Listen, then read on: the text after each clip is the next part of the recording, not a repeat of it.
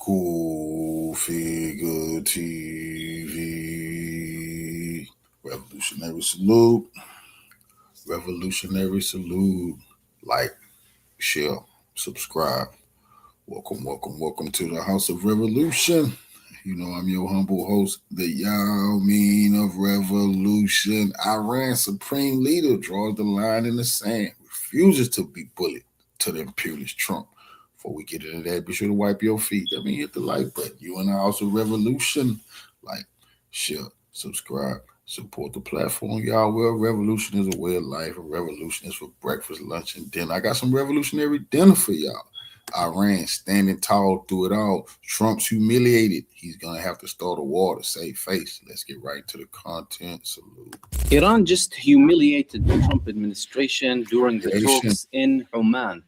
Iran initially dictated that the talks should begin in Oman rather than Turkey. And now more revelations are coming about these talks, that Iran imposed more conditions during the talks themselves. And also Donald Trump is coming up with an act now, or a move, perhaps as a show to tell the Iranians, well, you did that during the negotiations, and here you have it. We're going to talk about the moves, exactly what they are, what Donald Trump is doing, and where things are headed after the scheduled now second round being done, not in Oman this time, but in another capital, according to initial reports. Now, before we get into this video, make sure you subscribe to newsvpro.com. NewsVPro is a tool that we newly developed that is intended to analyze and completely debunk all of the propaganda that you see in the news. False information, propaganda is prevailing nowadays across mainstream media, social media, and even amongst those who call themselves independent journalists. NewsVPro is intended to bring all of the information with the help of uncensored, independent artificial intelligence to break down all of the propaganda elements and bring you the full news. Topics from occupied Palestine, Russia, US politics, China relations, climate change, economic policy, immigration, healthcare, tech policy, international relations, elections, Supreme Court, alongside many other trending topics. Our system gathers the most trending topics across the globe and brings you the important bits that you need to know about in a verified manner. We also have a video verification tool where you can see the videos or some of the most trending videos that are posted on YouTube with all of the analysis that you like generating the podcast. Has what they describe as Donald Trump had new sanctions now against Iran in what they describe as sanctions on the shadow fleet on Iran. Despite the sanctions imposed by the United States, Iran has been selling oil to very many countries. We know that 90% approximately of Iranian oil is sold to China. However, not all of Iran's oil is sold to China, and a lot of it is also sent to Western countries in the form of a shadow fleet. The Iranians have techniques where they can go around these sanctions imposed by the United States. How effective is that going to be? And why is Trump doing that if he's saying that the negotiations are going well? Well, he's doing that to show Iran that, no, I'm the boss, and he wasn't happy with the fact that Iran is dictating terms and the United States is following. United States initially said the negotiations are going to take place in Turkey. Iran told them no, they're going to take place in Oman. Initially, the United States said that they're not going to be only between the American side and the Iranian side, but other countries are going to be included. Iran told them again no. Eventually, they all went to Oman and they had these negotiations. And both the American side and the Iranian side said that these negotiations were good. But now we have more revelations. Of course, apart from these concessions coming from the United States that we spoke about in the past couple of days, moving the actual location of the negotiations, and then, of course, telling the American side that we're only going to be talking to you through a mediation from Oman, which is again the third concession actually. They said that all of these additional demands that we're going to get to now, because Israel is increasing the demands again, we're not going to talk about them. We're just going to talk about uranium, the levels of enriched uranium, not the fact that we can or cannot enrich uranium. That's none of your business. But we can potentially talk about decreasing the level of pure enriched uranium, and we can get a deal done, but nothing else is going to be included. No missiles, no strategic weapons, no discussion about allies, and nothing else from that Israeli list. As a matter of fact, Iran before told the United States when they were asking them to, well, stop the influence or the support of the resistance movements in the region, Iran told them we can't, and they act on their own accord. When the United States was asking Iran to apply pressure on Yemen, for example, to stop its attacks, they said that we can't control their decision-making. They're independent and they have their own choices. It's not like we tell them what to do and what not to do. So the Americans, of course, were disappointed, but those who were more disappointed were the Israelis. Israel was more disappointed because they wanted Iran to stop. From their perspective, it won't work. Nothing is going to happen. So what do we have now? Well, we have a situation where the United States is being humiliated diplomatically. Iran is dictating conditions. They also told them, according to some reports, that the CENTCOM commander cannot be present in the negotiation, something that only Iran, to our knowledge, has done that with the United States. And they're not talking about anything to do with Israeli demands. Now, before we get into what's likely going to happen with the negotiations, let's talk about these Israeli demands. Israel has been constantly increasing the demands. Now they're saying that they need to limit the range of the ballistic missiles again, prevent Iran from arming some of these movements in the region. The limit of the actual missiles reduced now from 500 to 300 kilometers, getting all of the enriched uranium outside of the country, getting back the Iranian nuclear organization back to Iran, including having surprise visits and inspections and not sending anything, any support to Iran's allies.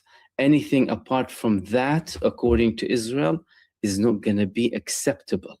As a matter of fact, they've been trying to hinder all of these negotiations by saying they're doomed to fail anyway. They're doomed to fail because, well, you're not going to talk about them. Well, they send them to the American side. The United States, okay, said we'll talk about them, but the United States did not guarantee to Israel that it's going to be successful in trying to convince Iran that all of that is going to work, that Iran is going to agree to these demands coming from Israel and the United States of America, especially in relation to the missiles and everything to do with the support for the resistance fronts. Therefore, well, Donald Trump is facing a tough situation. Now we have reports that more American officials are being granted access to the full list of the Epstein files, but they're going to have access in a private manner that will not be published to the general public, in what can be deemed as a move coming from Israel against Donald Trump to tell him that we will go further should you go out and have a deal with Iran. But Donald Trump is trying to keep the ropes with both sides. Of course, he's strategically tied to Israel, but he doesn't want necessarily to go in an all-out war against Iran solely. So what are the options that we have here? Well, we have several options. Number one, the United States has an agreement against the will of Israel, a bad agreement, as it would be portrayed by, of course, the Israelis and the Americans, because they already had a deal with Iran. And again, the whole talk is none of their business in general. But Iran showed willingness to have a deal and reduce tensions without having compromises, hardly on anything apart from the levels of enriched uranium. That was the deal. Iran has the technology, it has the enriched uranium anyway. They can build many bombs with their enriched uranium anyway and put them on missiles and land them on Israel if they want. So that's out of the question. Anything else, they told them, we're not going to negotiate about that. That would be a disaster. Donald Trump will face a huge backlash from the Zionist lobby and from the Zionist hawks in his establishment. That will lead to even more pressure internally. That could lead to many moves coming against Donald Trump, whether it's through the media pressure, more Epstein files, and potentially even targeting Donald Trump himself. Israel is capable of doing that. 2, Israel would attack Iran like they did last time. The United States and Iran were headed towards another round of negotiations. The United States confirmed.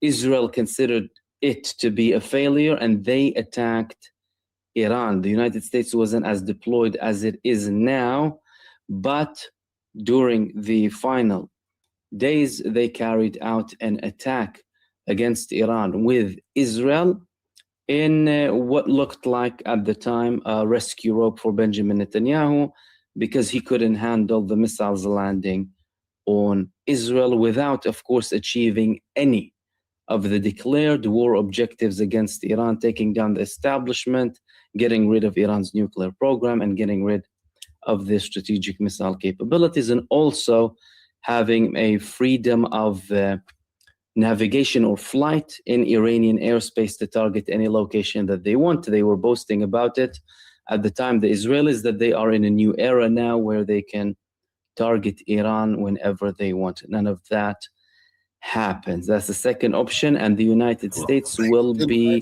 compelled or pushed into this conflict with Israel, seeing the level of deployment, and it would be difficult not to, should Israel carry out an attack. The third option would be the United States would attack Iran if the second round of negotiations don't go anywhere. And we need to establish something here. That, of course, could lead Israel to participate. But the fact that the United States agreed to go to a second round, although they didn't have one concession from Iran, nothing that is different from before, proves that diplomatically, at least, the United States is humiliated. The United States completely got humiliated by Iran and the moves that they are conducting with the negotiations. And that's really embarrassing for the Trump administration. Then they're willing to talk, and they're willing to continue talking, despite the fact that Iran isn't giving the same conditions that Israel is requesting. So is there a move here coming from the United States against the will of Israel, and Israel is applying all of this pressure? Or is it a theatrical move coming from the United States administration in full coordination with Israel? Chances are there are some elements of both. The United States knows if Israel would attack Iran. The United States and Israel, they have to be coordinated in case any country attacks Iran, because both of them would be targets or potential targets to any Iranian retaliation. The situation that we have at the moment is Iran said they're going to target the American bases in the region, and Israel will definitely be attacked. So they have to be completely coordinated. Then when it comes to the actual timing and the move, well, last time Donald Trump made certain moves that indicated he knew he had prior knowledge to the Israeli attack, such as the withdrawal of embassy staff and people, some of the personnel and the bases in the region, and then Israel attacked. Now, the United States is sending more messages that it will, but it's keeping the diplomatic door open. A very, very fragile diplomatic door. They just recently said all American nationals need to get out of Iran. They don't, of course, have an embassy in Iran. And they told every American altogether, if there are any Americans in Iran, they need to leave, which again highlights how tense things are. Many countries already told their citizens and nationals to leave Iran. Many of them told to leave Israel as well, avoid travel unless it's absolutely necessary. All of these are indications that despite these fragile negotiations, the reasons on the ground for the expected attack coming from the United States, the aggression against Iran, all of them remain there, and the narrative is still being pushed inside of the United States to carry out an attack against Iran, whether the United States on its own or with participation of Israel.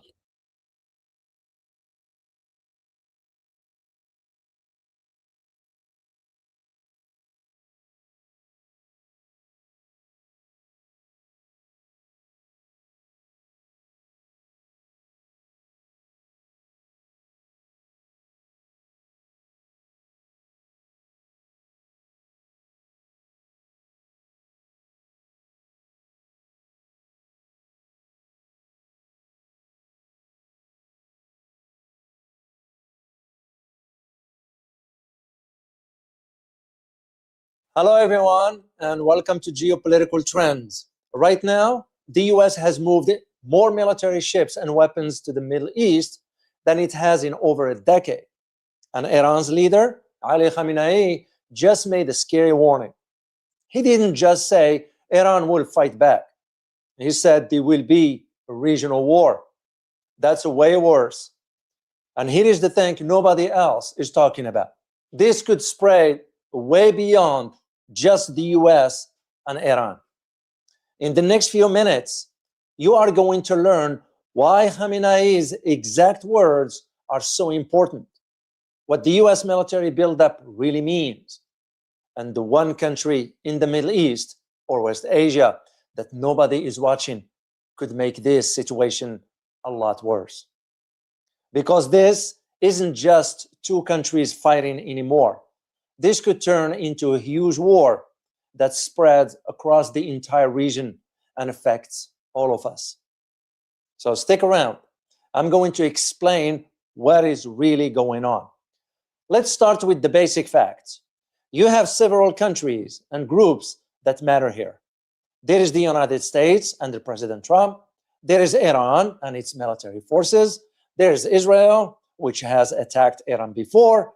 And there are small countries and groups in the area like Saudi Arabia, United Arab Emirates, Qatar, Turkey, and other armed groups that work with Iran. This situation didn't just happen overnight. For months leading up to June 2025, last year, these countries were attacking each other in small ways. Israel hit Iranian military targets, and Iran responded with missile tests. Armed groups that work with Iran attacked American soldiers in Iraq. But these attacks were controlled. Nobody wanted a full war yet. But things have changed dramatically following June 2025. Here is what changed.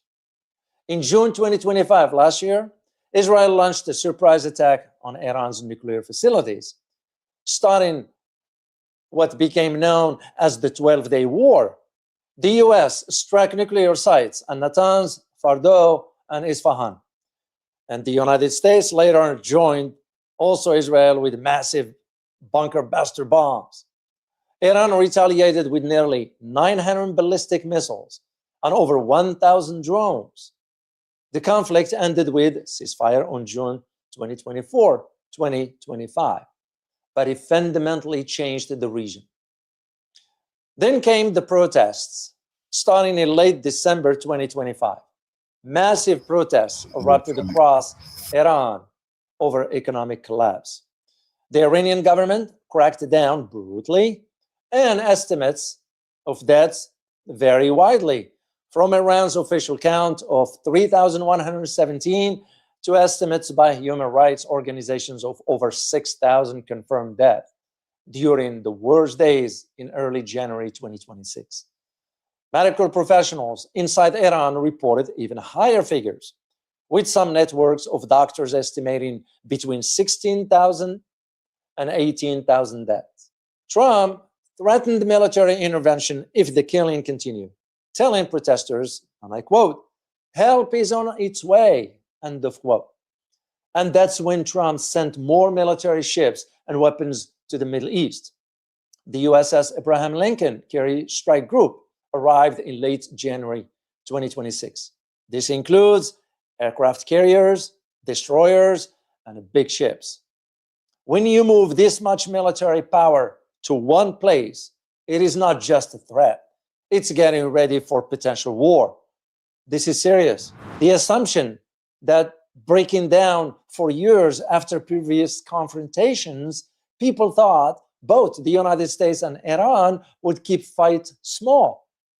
A little attack here, then a little response here. Back and forth, but staying controlled. But Khamenei's warning changes everything. Speaking on February 1st, 2026, during commemorations of Iran's 1979 Islamic revolutions, he didn't say, I quote, "We will fight back the same way," end of quote.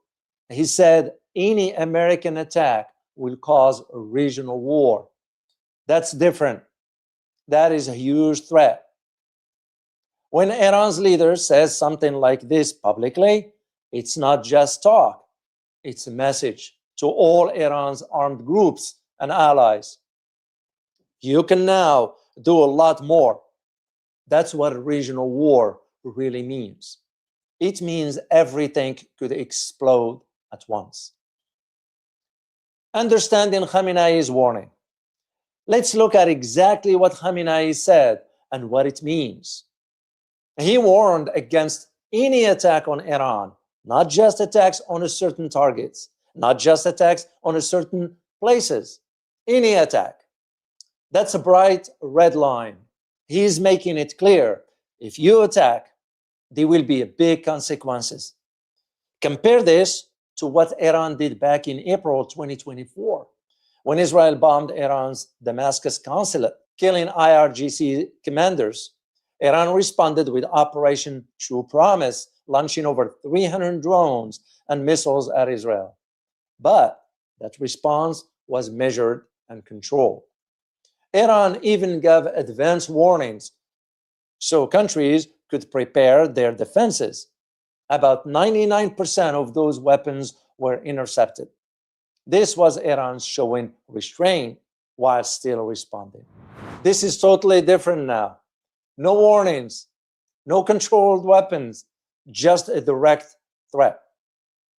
But to understand what Iran can actually do with this threat, we need to look at the military forces they've built over the past decade.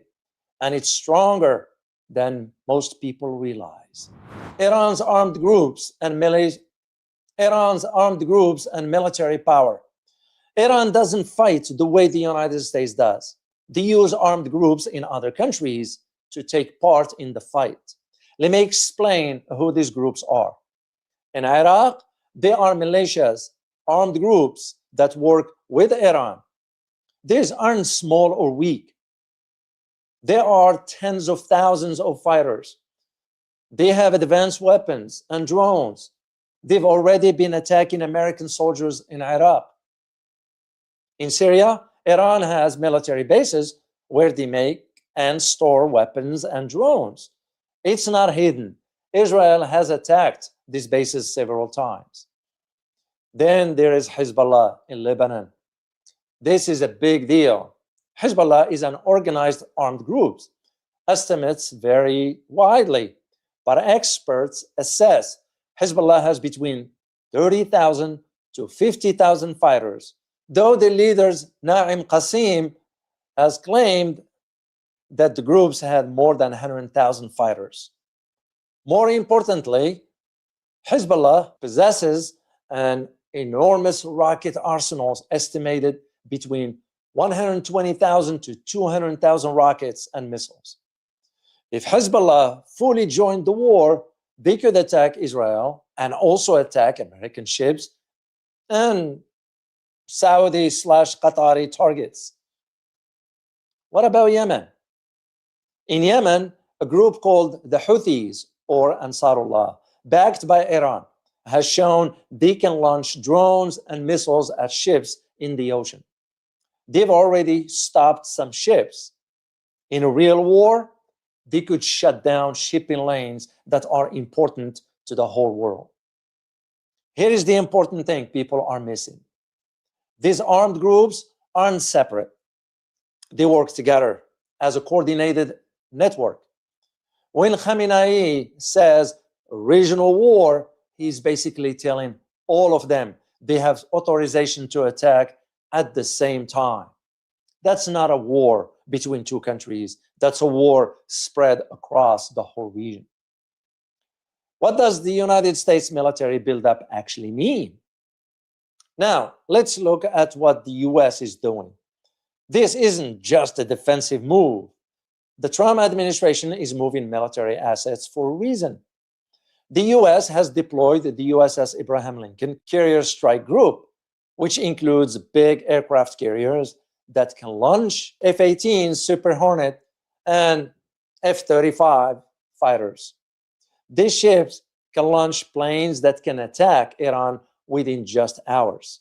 That's not for defense, that's preparation. The US is also storing extra ammunition, fuel, and spare parts at military bases in Qatar and United Arab Emirates. You don't stockpile supplies for a standoff. You do it because you are getting ready for a sustained fight. But here is something important. The United States military is busy in other places too. They have resources spread globally.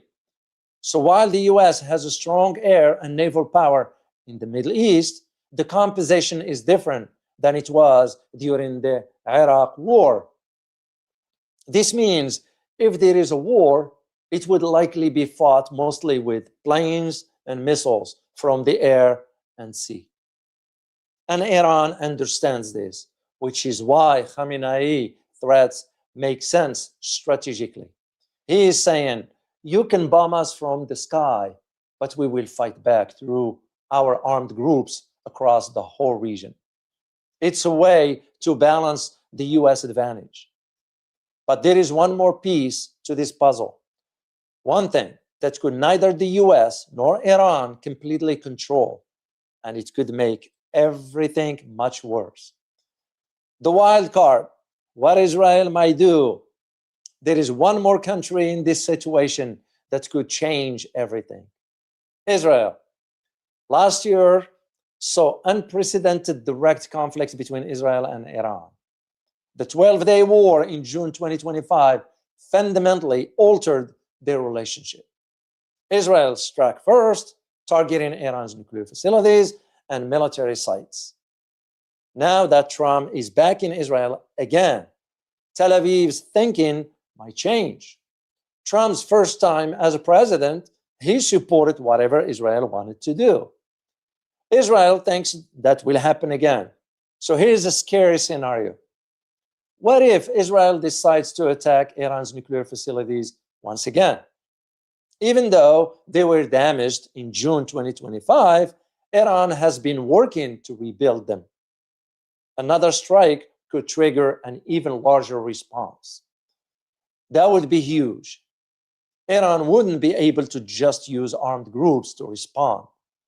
Iran will have to fight back directly, powerfully against the United States and Israel.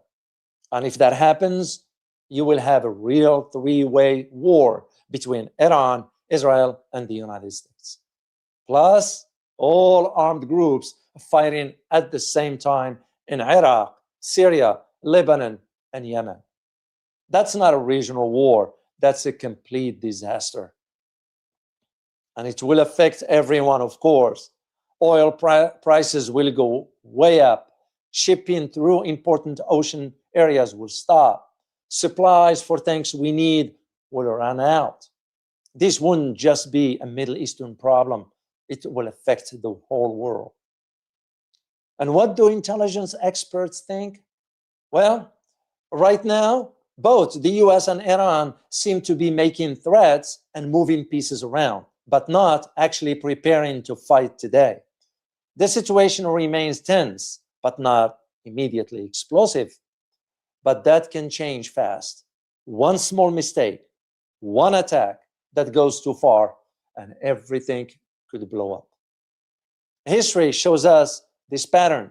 In 1914, countries made threats and then stumbled into World War I. In 1941, Japan attacked Pearl Harbor. In 1973, there was a war in the Middle East that surprised everyone. Leaders threatened, they bluff, they misunderstand each other, and suddenly there was a war nobody wanted.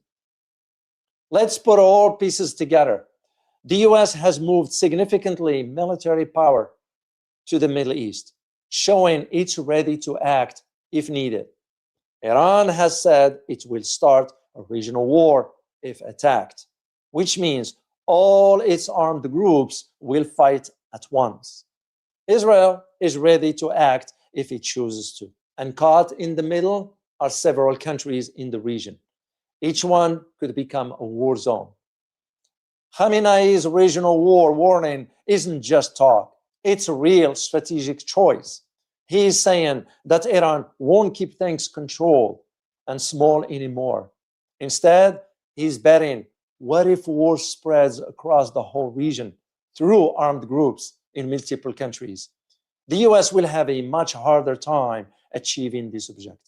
And Trump is making a different bet altogether. That's moving a huge military power to the region and being ready to strike fast will pressure Iran into backing down or negotiating. But the problem is both sides are betting on different outcomes. And when both sides are betting, mistakes can happen, misunderstandings happen, and that's when wars start that nobody wants. What to watch for? Over the next months or two, watch for three things. First, does Iran move its military around in ways that shows it's getting ready for potential conflict? Second, does Israel take any military action, which will be a huge warning sign? And third, do any leaders try to talk and make a deal, or do they keep talking tough? The situation is a bigger problem we've been seeing. The US is adjusting its global military posture while dealing with the multiple crisis points. This creates confusion and potential miscalculation. It makes leaders think America might be distracted, so they act more aggressively. Then America acts tougher, and it keeps going back and forth towards potential conflict. My honest assessment, based on the current tensions, there is a significant chance that the US and Iran could have some form of military confrontation. The probability of this escalating into a broader regional war depends heavily on whether cooler heads prevail and whether diplomatic channels can be opened. But neither outcome has to happen. Both sides could step back. Both could decide to talk instead of fight. The question is whether they will. I want to hear from you. Do you think this is a real danger or just countries making threats? Has Trump's return changed how things work in the Middle East? And what does regional war really mean to you? Leave your thoughts in the comments below. If you found this helpful, please subscribe and hit the like button. The Middle East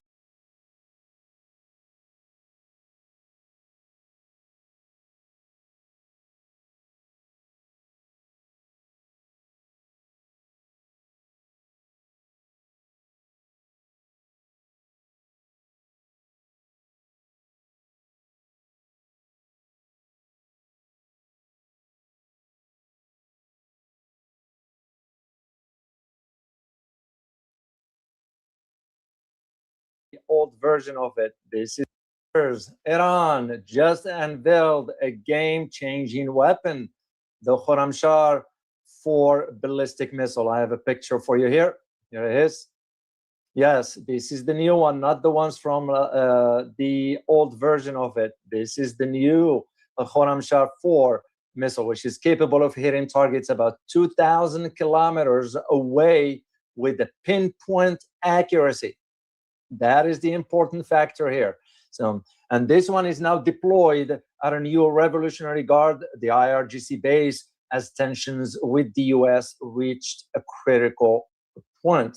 So I wanted to do this update for you to keep you informed. As a matter of fact, I'm going to keep an eye on this for the next few days, given that what's interesting about this, the announcement was done just a few hours prior to the meeting between the US and Iran delegations in Muscat, Oman, that is.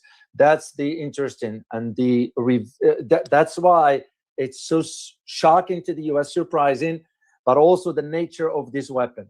And once again, let me put the picture for you here. This is the Khorramshahr 4. It's a ballistic missile that was 2,000 kilometer range at a Mach, can go up to Mach 16 speed. Now, there are two versions of this. Some of them said this one is between 8 and 16. Others, reports that I read, suggest that this can go up to Mach 16 speed at pinpoint accuracy.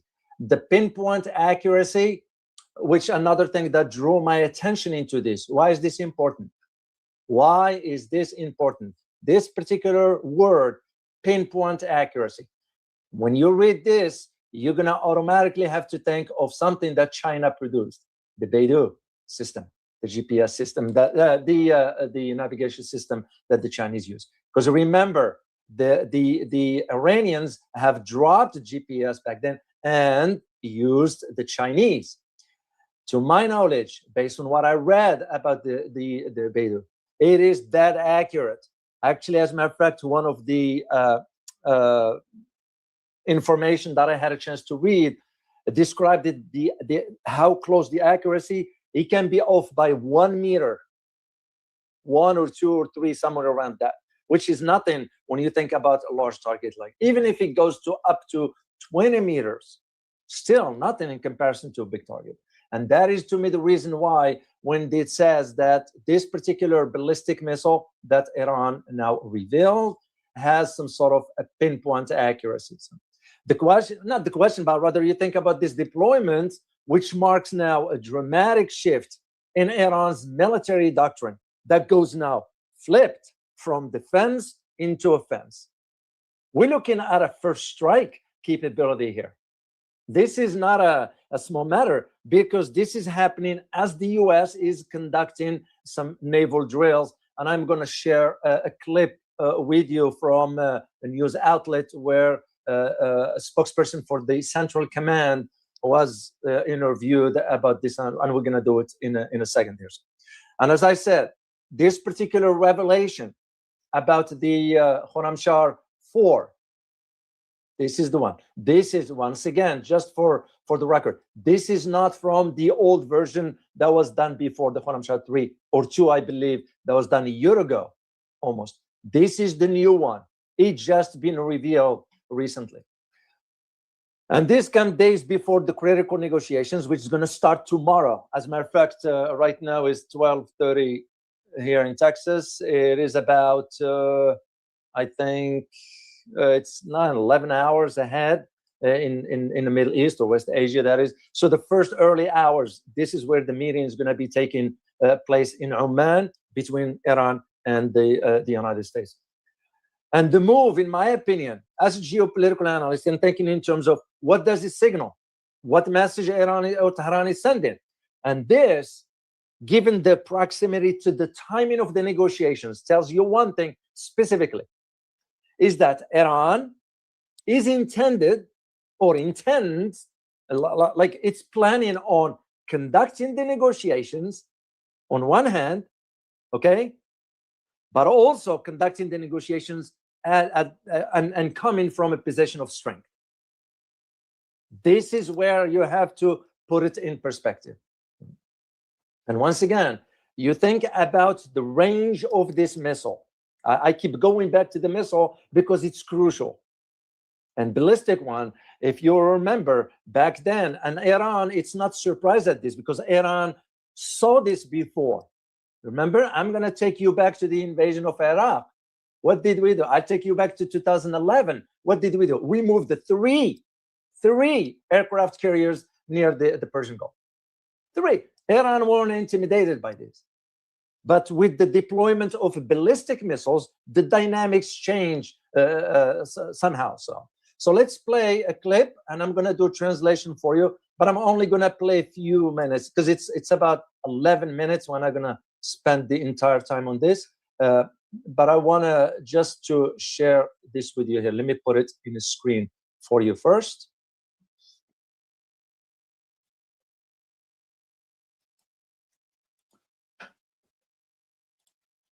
There we go. And let's play it, and I'm going to translate for you. ينضم إلينا من تامبا في فلوريدا النقيب تيم هوكنز. Joining us from Tampa in Florida, النقيب, which means the captain, Tim Hawkins. However, I just want to clarify this for you before we move forward here. It was a mistake, I think, from the anchor, because this individual is not a captain, is a colonel, four-bird colonel, because I saw the insignia on him, so on the uniform. Just for the record, to make maybe we all make mistakes here, so it's not a big deal. So. All right, let's continue here.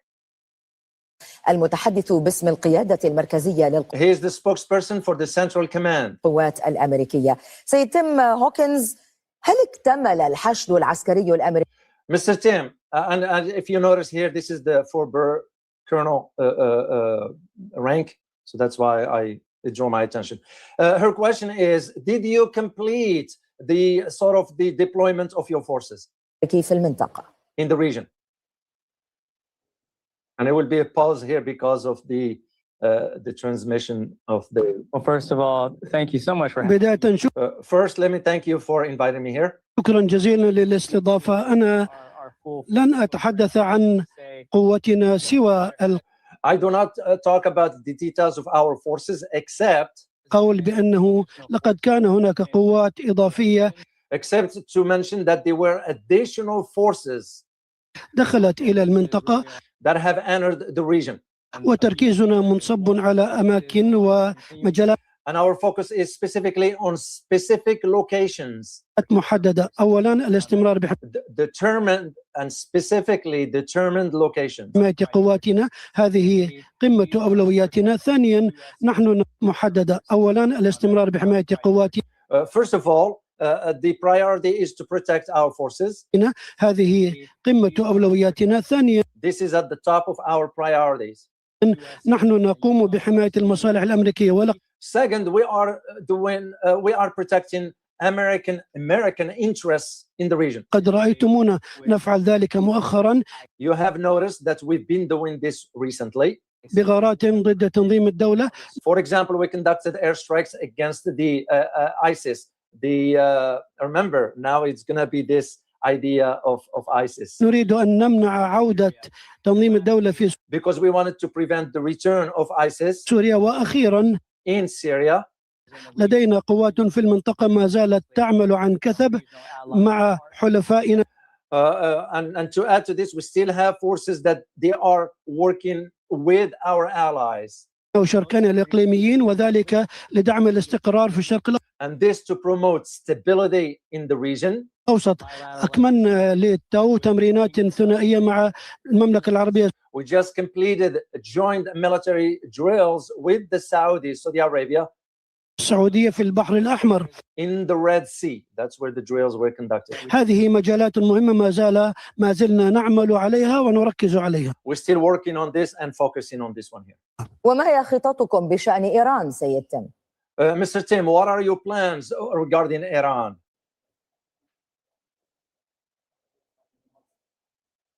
I'm not going to speak to plans. لن أتحدث عن خطط أو I am not going to speak, or I'm not going to talk about the details of the plan. توقعات، ولكن قواتنا ما زالت في موقعها متمركزة. However, our forces are still in place لحماية المصالح الأمريكية. to protect the American interests تركيا وما زالت مستعدة ومتاحة and is still ready لأي مهمة تقدم إليهم. for any mission that's been placed upon it.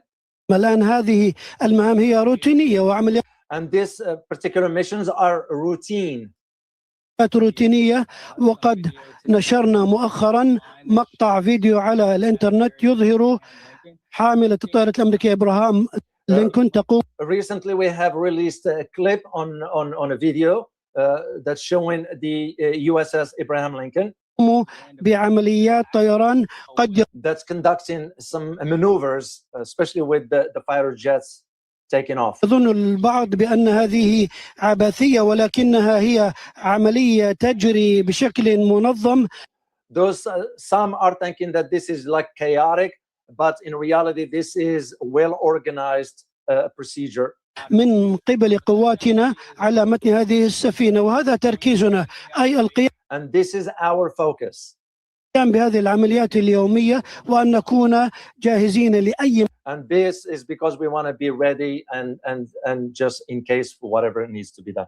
I'm going to stop it right here. It's because it's too long, because I need to get into the analysis part of this to highlight to you. I just wanted to share that clip. First of all, one thing that drew my attention, and you know what it was? It was the fact that the Saudis are conducting joint drills with the Americans at this time. Makes you just wonder, if the Saudis have a ball, they will say, you know what, we don't want to escalate even things more than what they already are, because the optics of it. What the heck is Saudis are doing naval drills with the Americans, given the tensions that's going on? And this is where you see wishy-washy of the Saudi. And not just the Saudi. I'm not picking up just on the Saudis here. Every other country will do it, but at least others didn't move forward with this. And remember, last time when I did the video for you, I mentioned to you about the Saudis being approved for $9 billion worth of weapon sales, including the THAAD, including the defense missile systems. And that shows you the hypocrisy that exists. Instead of taking stand and say, you know what, this is the last thing we can do right now is to add fuel to the fire. Basically, that's what it is. But again, that's how it works in that part of the world. Once again, I find myself going back to this idea of the Khorramshahr 4, not the idea rather, but the missile, because to me, it's a game changer. It's a game changer because you think about, for example, when you look at, I don't have a map in front of me of the world here, and I'll highlight to you the distance, for example, for Diego Garcia, the base, which is within almost range, if I'm not mistaken. I don't know what Iran has as far as its type of missiles. So far, this Khorramshahr 4 is about 2,000 kilometers. You know, if I am not mistaken, the distance that will be from Iran into Diego Garcia, it's about 2,600, if I'm not mistaken. Don't quote me on this, please. If anybody knows in the chat box, please, in the community, just share if you know the range from Iran to Diego Garcia. Suffice it to say that the idea of having those types of missiles, especially the ballistic ones, will be within that range. And that is the importance of this to understand. So, and that it's a strategic implication to it, because Tehran now, as I said, changing all its approach following what happened last year. Remember the 12-day war with Israel? You know, Iran now is changing everything upside down because their survival depends on it. That's why they moved their doctrine from defensive into offensive posture. And that's usually, which means what? First strike capability. This is how you're going to have to think in terms of this particular capability. Iran, of course, pardon me, Iran, of course, is stating that they don't want war.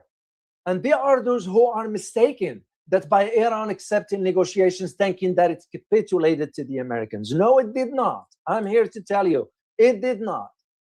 Iran's approach, in my opinion, is a part of de-escalation. Will make more sense let's just sit down with these Americans for the sake of de-escalating. It's not about fear. And I know some have been mentioning, oh, Iran capitulated, now they're negotiating. No. Because they are setting the avenue, meaning Iran, setting the avenue for those negotiations. In other words, they are not going to be accepting whatever the Americans are saying. And if you're going to trust the American government, you are at your own peril, per se. Because we go back and forth. Who's going to trust negotiating with the Americans as we speak? However, Iran made it clear that is not seeking war, but at the same time is willing to respond decisively to any miscalculation. And this, again, where this particular surprise comes in. That's what I want you to get. That's why I wanted to do the update for you, because you need to understand the development of this. I am seeing where things are going, and I am still convinced, will Trump be stupid enough to attack Iran on the first day of Ramadan? That's usually, and I'm going to give you an example. In Afghanistan, back in the day, do you know that the Taliban will hold certain attacks on the Americans in certain holidays? This might shock you and surprise you. Yeah. And that is exactly where my big concern is. And this is why you see, on one hand, Iran wanted to do it, pragmatically wanted to go with the negotiations because it will enter these talks, it's not assuming, for on their part, they are now, by the time they show that this Khorramshahr 4, the missile, they are entering into these negotiations from position of strength. So what do Americans have to offer? Yeah, there is something. Don't be surprised. The Americans might go ahead and cut a deal with Iran regarding oil. It's just to see how they're going to play it out. But Iran will have to stand firm regarding its red lines. And two of its red lines, one of them has to do with the regime, and the second one has to do with the missile technology. Because its military capability, this Khorramshahr 4 disclosure, or the revelation, it's a part of what mechanisms Iran has to defend itself. Because beside the negotiations, this deployment appears to be designed for deterrence. So you show strength ahead of an upcoming negotiations. That's a tactic. And again, you have to put it within a context. Because the moment Iran announced this, the US confirmed that Abraham Lincoln is currently conducting training missions. That's exactly what Colonel Hawkins was talking about in this interview that I shared with you earlier. And saying, well, this is just a normal training mission, which is true to a degree. If you happen to go on an aircraft carrier, you're going to see once in a while they do this routine because pilots have to fly. They have to train. That would be a normal part. But at the same time, the US is saying, no. It's because Iranian drones have approached the aircraft carrier. Well, if we are to think about it this way. You have a Khorramshahr 4. You have the Chinese spy ship that is following where that aircraft carrier, okay? And you have the Iranian drones, whatever types of drones they are using. That gives you an idea.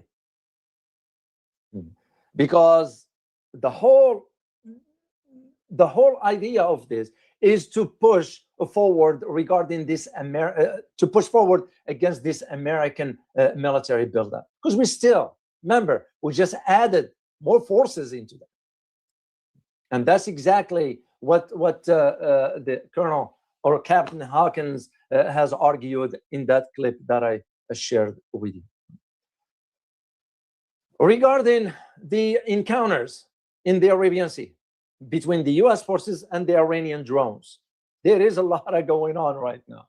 So that, of course, some of it does not get reported. This is why I came in and share these updates with you to keep you informed regarding what's going on. And what the US now is doing is wanted to shift the blame on the Iranians for a responsibility for escalation, for military escalation. Yeah. This is why they are saying now, well, when you see those drones, the Iranians are being hostile and unprofessional. That's what the Americans are saying. So, but at the same time, you have to think in terms of where the drones were exactly. You still have that 12 nautical miles from your borders, you know, in international waters. And this is why, because when you think about the location, sorry, I don't have the map. I didn't think of to put the map here. Let me see here quickly. You might not see it from here, but anyway, we can use this one here. If you think about where the aircraft carrier is, Abraham Lincoln, it is about 500 miles from the Iranian coast. That's what it is. Because to the Americans, this will be a hostile act by the Iranians. No, not if they are operating within their sort of the parameters of the 12 nautical miles. So these frictions, of course, the US is saying no, the frictions. How do you think the Iranians are seeing it? So we tend to always not see the other side of the argument from the other party. We always see it on our side, which doesn't make any sense. Because if you do that, you will not end up with some cohesive strategy, or at least have a better understanding of the conditions if you want to de-escalate. And this is, again, where you have to understand where this is going. The pressure is going on, because that's exactly what the US is doing. The build-up of this military troops, and of course the posturing of the force. And that's exactly where the US sort of military threat, because now we start to think in terms of what do we want. We didn't have any strategy, okay? And now the US start to think in terms, well, one of the things we start to think about, it has to do with the political leadership, political and military leadership in Iran, that we want them removed. How are you going to do that? So that's why the US is using these tactics, these pressures, because this also, if you take a step back, this could end up being nothing but a part of PSYOPs. In PSYOPs, you're going to have, as I said again, I am using history as my guide.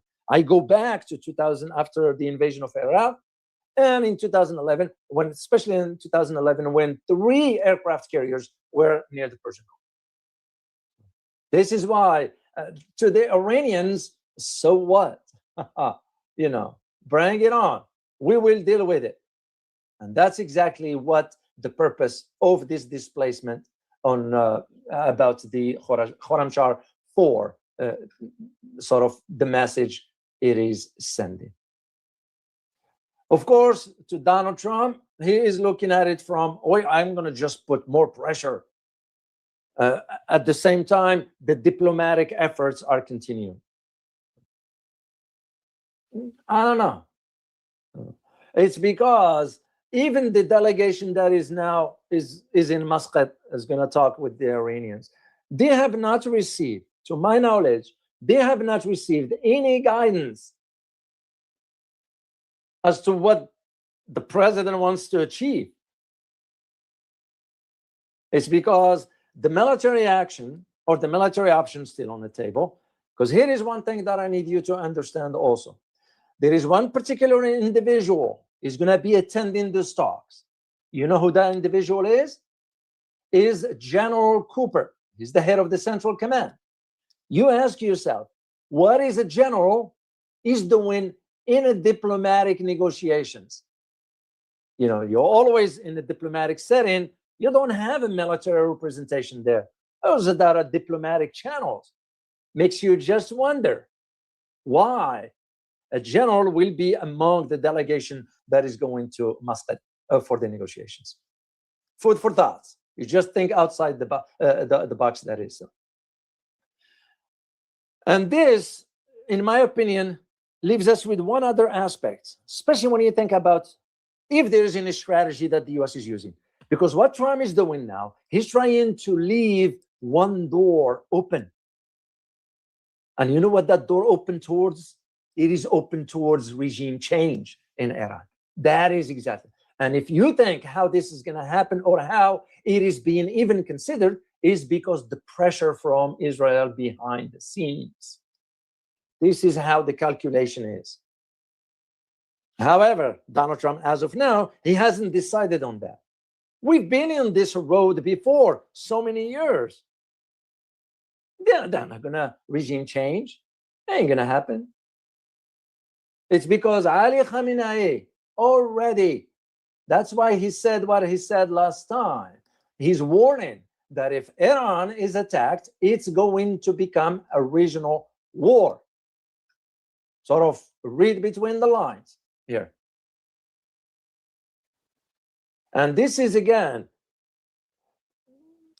you think, is there any roadmaps for all this? Is there any consensus within the Trump administration? No, there's none. Because for us here in the US, it's chaotic, politically speaking. Congress and White House, and it's a mess anyway. It's not, doesn't come up to the surface for us to understand. So what are we left with? Is the idea of conflicts and wars. It's because there are some internal issues going on here, which, by the way, I am going to be doing some videos pertaining to those because of my American audience. I need for the American audience to be aware of what's going on internally. You know, for example, a recent legislation that passed in Congress a week ago, you know when it was done? It was done at 11 p.m., 2300.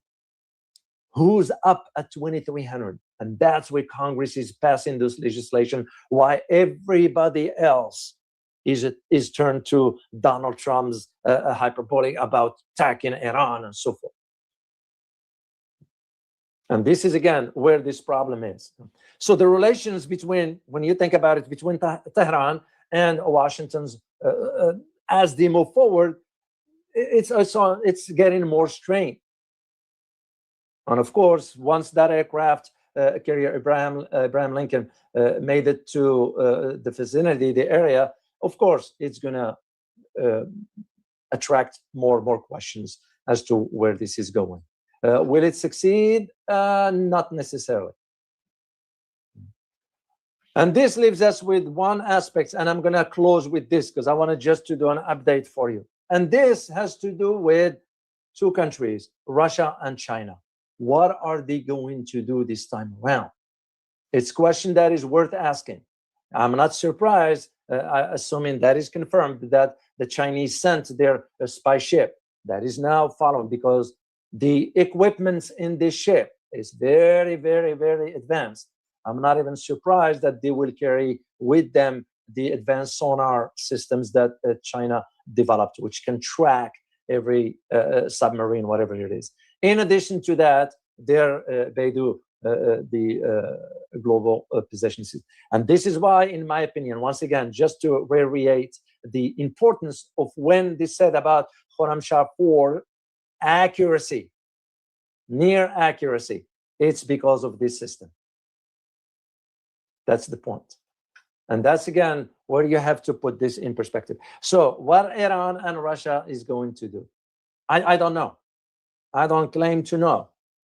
It's because it's so complicated in this case. You know, there are even some have suggested, why doesn't both Russia and China provide some nuclear deterrence to Iran? No, it doesn't work that way. It won't work that way. First of all, if there is no treaty between the two countries, like what Saudi Arabia just did with Pakistan, they signed a treaty, a military pact, that the Pakistanis will come to the defense of the Saudis. But the Saudis, are you going to trust them anyway? So in the case of China and Russia, it's more of a strategic calculation. China has already its own things to deal with. Russia already has its own things to deal with. In the case of Russia, there is one aspect that is could work to their benefits in supporting Iran, and this has to do with the nuclear talks with the Americans, between the Russians and the Americans. They are not upgrading, what do they call that? I draw a blank on the treaty, the nuclear arm treaty between the US and Iran. I'm sorry, between the US and Russians, which has not been updated as of now. So I will be having next week a conversation with Larry Johnson about this particular topic we'll be talking. Food for thoughts is we don't know. We don't know what the Russians and the Chinese are going to do. Are they going to be supporting Iran behind the scenes? Maybe, maybe not. Some have raised the same question regarding Venezuela.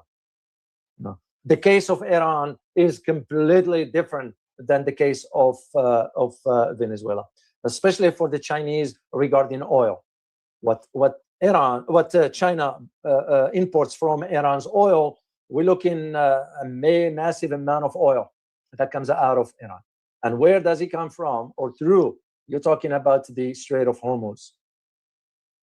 And if that is shut down, which both the Iranians and the Ansar in Yemen can do that, they can shut it down. They can shut down the Red Sea as well. Where that's going to leave a Chinese vis-a-vis oil import? Those are legitimate questions to ask. This is why the Chinese now are working on and I'm working on something for you regarding the Malacca Strait. And that's pertain also to energy aspects of it. So this is what I need you to understand. Please make sure to leave me a comment in the comment section. I would like always to read your feedback about how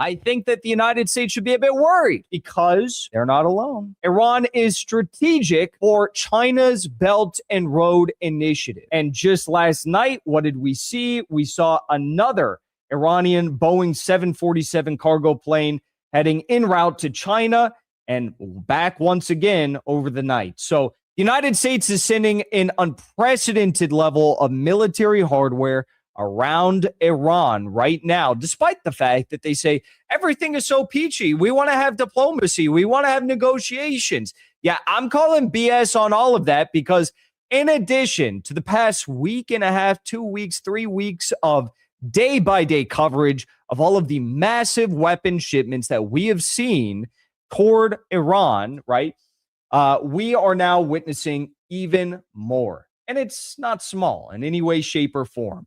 At least 12 C-17 cargo planes are headed to the Middle East overnight yesterday as the U.S. military airlift continues to pump equipment into the region. 12 C-17 Globemasters toward Iran's direction overnight. That is absolutely insane. I'm not a betting man, but I see some of the betting on these websites and I'm like, wow, people really do not see what's happening, right? I see on some of these websites, people posting on X, it's like very low percentages, less than 40% that they think a war is going to happen by March. And I'm like, do you not see what's happening right now? Again, not a betting man. I'm not encouraging you to bet. I don't think that gambling is bad. Don't do that. But I'm honestly shocked by what these odds are showing people, okay?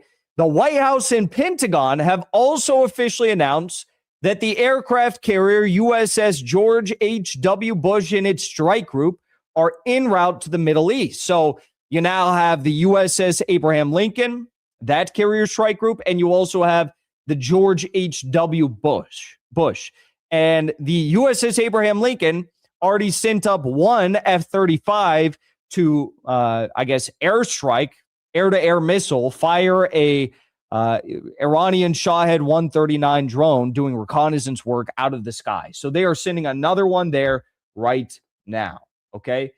Now, in addition to that, I think that the United States should be a bit worried because they're not alone. It's not just the United States that is getting involved. Obviously, they are going to be a direct belligerent in this conflict, unlike the country I'm about to bring up, but that is China. Iran's deputy foreign minister for legal and international affairs, Qasem Garibabadi, has left Tehran for Beijing. That was yesterday. Reportedly, he is carrying a message from Iran's President Pezeshkian addressed to Chinese President Xi Jinping. Okay. In addition to that, you need to remember that China buys a great deal of Iran's oil. Okay. This number, I think, is outdated, but you have to understand that over the past 6 months, Iran has pumped out an unprecedented level of oil. The vast majority of it has been going to China. Why did they do that? Because they understood after the 12-day war that would probably not be the end of the story. There probably would be another war with possibly the need to shut down the Strait of Hormuz. So what the Iranians and the Chinese did, you can look at the numbers, they were pumping out a crazy amount of oil, most of it going to China, and they made a lot of money, okay? They're going into hibernation for what they so correctly predicted, which is another war of aggression against Iranian sovereignty, okay? In addition to that, Iran is strategic for China's Belt and Road Initiative. As you know, there are many projects, infrastructure, port projects that China is working on inside of Iran at this very moment. But also, this transit road from Iran to Afghanistan to China is obviously a very big ticket item that the Chinese have been working on extensively. In fact, I watched a vlog of someone who tried to go and document the construction that's ongoing in Afghanistan right now, and it's pretty interesting. But anyways, the craziest part about this is so much of what we're witnessing right now. People say, what is this? Is it Greater Israel? Is it eliminating perceived threats? What is this, right? Okay, yes, it's a little bit of everything. But one big reason why the United States is interested in taking out Iran and why Israel also is interested in this is because they understand that the Belt and Road Initiative needs Iran. We know that China holds Iran as a vital pillar to the Belt and Road Initiative as a global trade corridor. Now, some of you might not remember, but I'll show you this photo right now. When Netanyahu was speaking at the United Nations, you probably saw that he held up these two images right here, the curse and the blessing. Now, what does that mean?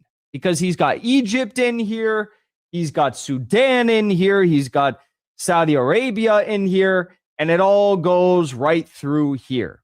And why is this the curse? Syria, Iraq, Iran. Syria already fell to the hands of, I guess, more Western allies, right? Bashar al-Assad is gone. Why say this? And it's extremely simple. The blessing, as he calls it, is the India Middle East corridor. India Middle East corridor. This is a trade route that Israel is crucial to, that they want to have access to Europe through, versus China's Belt and Road Initiative. The curse is the Belt and Road Initiative on the left. The blessing is IMEC, India Middle East corridor. So you can see even right here at the bottom right of the image, India is also highlighted, and it goes up to Europe. That's the line, okay? So this is a strategic trade route that India wants to build with Europe through Israel, through Gaza, through Saudi Arabia. And Israel recognizes that China's alternative, China being the major manufacturing power, much larger than India, that they are, right? This poses a direct threat to a trade route that would go through Israel. Okay. Keep in mind, China just, not officially with a big statement, but it was leaked today that China has banned new investment in Israel, citing security threats. Okay. So Belt and Road Initiative is the curse. They need to take out Iran. The blessing is IMEC. Okay. So that is the big idea here, is Israel's future as a transit hub focuses on Iran being a non-starter for China's Belt and Road Initiative. You get a U.S. regime in there, they're not going to be a part of Belt and Road Initiative. How are you going to get to Europe? Okay. So let's keep looking at this now. Let's keep looking at this. China is also, well, this was kind of older news, but important nonetheless. China is reportedly assisting Iran with intelligence gathering and preventing Mossad infiltration in the country. China has much experience to share after successfully dismantling CIA networks in their own country. Very true. With, if you can believe it, many of the same sorts of people. China, as we've reported here, has also deployed a spy ship near the USS Abraham Lincoln, which is currently operating near Iran. Beijing is closely monitoring U.S. military movements in the Middle East using satellites and naval assets. Iran has been getting a lot, and I mean a lot, of satellite imagery of the U.S. military shipments into the region from these Chinese satellites, okay? And also, we reported this. China has dispatched several destroyers to Iranian waters. They are not there yet. Chinese Navy Type 055 and 052D heavy destroyers have been sent from Hainan Naval Base. This is for the China-Russia-Iran joint naval drills, which are expected, still on schedule, to take place in about 2.5 weeks. Okay.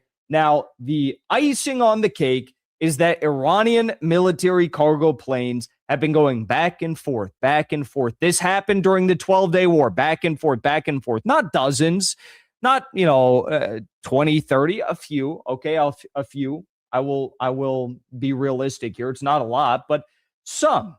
Right after the 12-day war ended, where did IRGC senior officials go? Their first and only trip was to China. They were on they were in the cockpits of a bunch of Chinese aircraft, okay? And it does look like that Iran is stocking up with the help of China, in addition to Russia, before the possibility of U.S. strikes on the country. And just last night, what did we see? We saw another Iranian Boeing 747 cargo plane heading en route to China and back once again over the night. So China is clearly very invested in making sure that Iran, at the very least, is prepared for the worst case scenario. But I would also not be surprised if China is working overtime behind the scenes to get the United States to agree to some sort of a deal that is not going to be unagreeable to for the Iranians. Okay.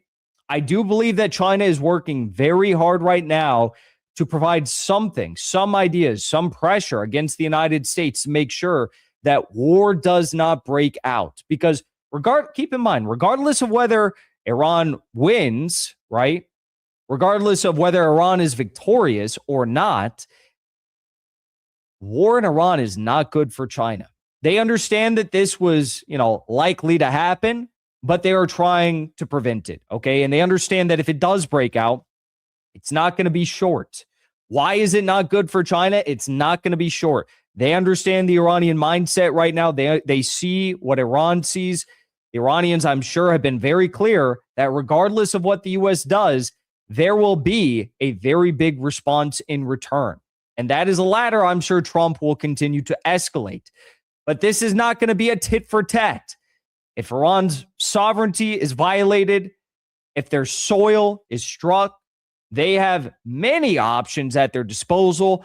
All of them will not be favorable to those in DC, those at U.S. military bases in the region, and those with financial interests in the region. Before you leave, I want to say thank you for the support, because after 2 years of being banned,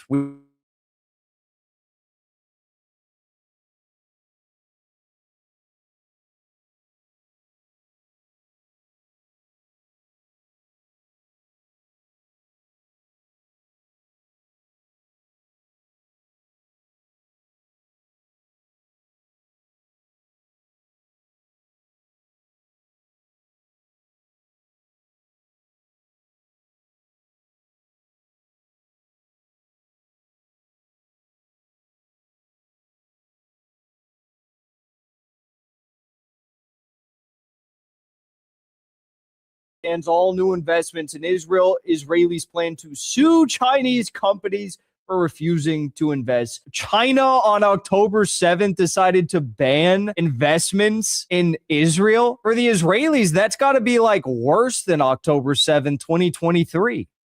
That's actually got to be worse than October 7th, 2023, that they're losing out on investments. China has apparently banned all investments in Israel. Round of applause for China. Round of applause for China. Xi Jinping W's in the chat. I don't know what else to say. Most base country on earth right now. China, so base. Holy shit. China bans all new investments in Israel. Israelis plan to sue Chinese companies for refusing to invest. Okay, I take that back. Most base countries, North Korea, because they don't even recognize that Israel exists. Ynet, Israeli media, says members of Kibbutz Hanita are suing the Chinese-controlled Ballet Vision Fund for $11 million, accusing it of refusing to buy their remaining stake in the Hanita Lenses medical plant. In its response, the fund cited a Chinese government ban on new investments in Israel, stating Beijing has classified the country as a high-risk zone since the outbreak of the war. Now, I love this story for two reasons. I love this story because obviously it's super based that China, I guess, is like, doing a ban, an effective ban. Obviously, this is not like an official press bulletin saying like we officially end investment. But what I love about this story also is like just how it reads. A kibbutz in Israel is so pissed off that China won't buy $11 million more of their medical plant that they're suing them over it. Like, imagine walking into like a coffee shop and you're like, okay, I'll have a ice Americano. My girlfriend will have a latte, and that's all for today. And then the barista looks at you and she's like, you're not going to get a donut? You're not going to order a sandwich? That's actually not going to cut it. Can't allow that to happen. In fact, I'm going to have to ask you to leave, and I'm going to sue you if you don't buy the donut in the sandwich. Like, that's basically where we're at now. They are such a litigious people. They're such a litigious people that they are suing China. They have the audacity to sue China for not buying the rest of their medical plan. Actually incredible. Actually incredible how litigious they are. So let's read a bit more. This is from Mer News Agency. China bans new investments in Israel, citing fear of security. The news emerged amid a lawsuit filed by members of Kibbutz Hanita against Ballet Vision, a Chinese-controlled fund that holds an 80% stake in Hanita Lenses, an intraocular lens manufacturing plant located near Israel's northern border, according to Roya News website, which focuses on Palestine-related news.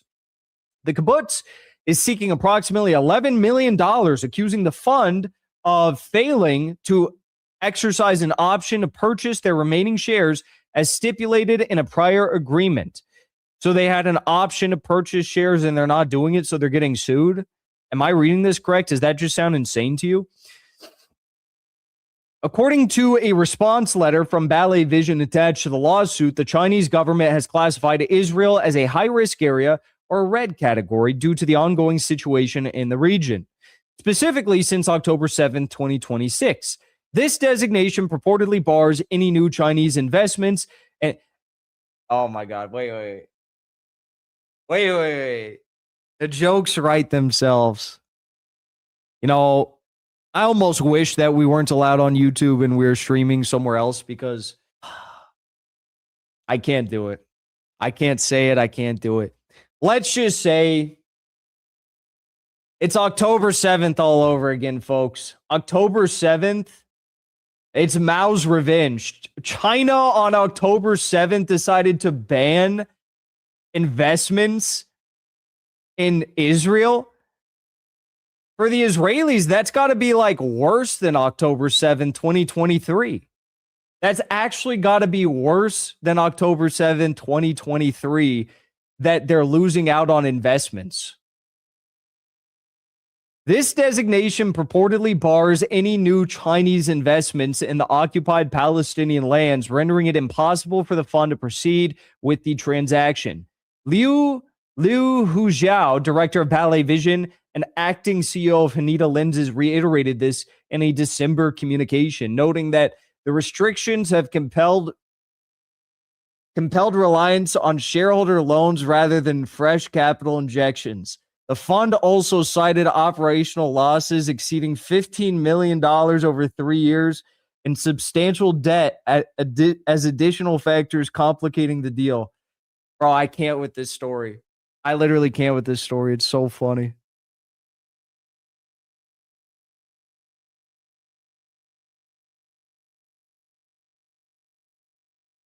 Despite these claims, no official confirmation of such a ban has been issued by Chinese authorities, including the Ministry of Commerce. This incident occurs against the backdrop of evolving China-Israel relations, which have historically emphasized technology and infrastructure cooperation, but face strains due to geopolitical pressures. And the pressures are cooking right now because China says, do not mess with Iran, or else we're going to cut off what matters most to you in Israel, your investments. W's in the chat for China, Xi Jinping, and the Communist Party. Y'all love to see it. Before you leave, I want to say thank you for the support, because after 2 years of being banned, we are finally back.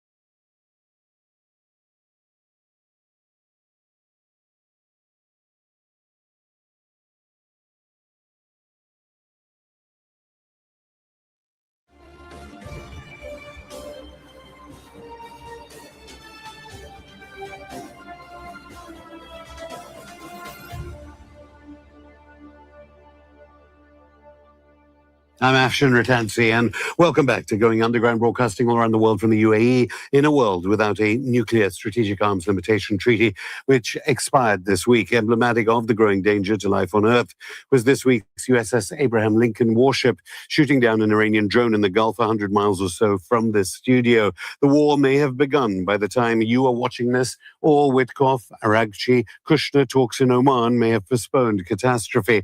This is Russia-USA talks here in the UAE continued to avert de facto nuclear conflict in Europe over Ukraine, at least even for show. The Rafah crossing between Gaza and Egypt opened as the genocide continued in Palestine, but Washington deploying troops to Nigeria and carrying out 26 airstrikes in Somalia in January alone demonstrates the global nature of the conflict.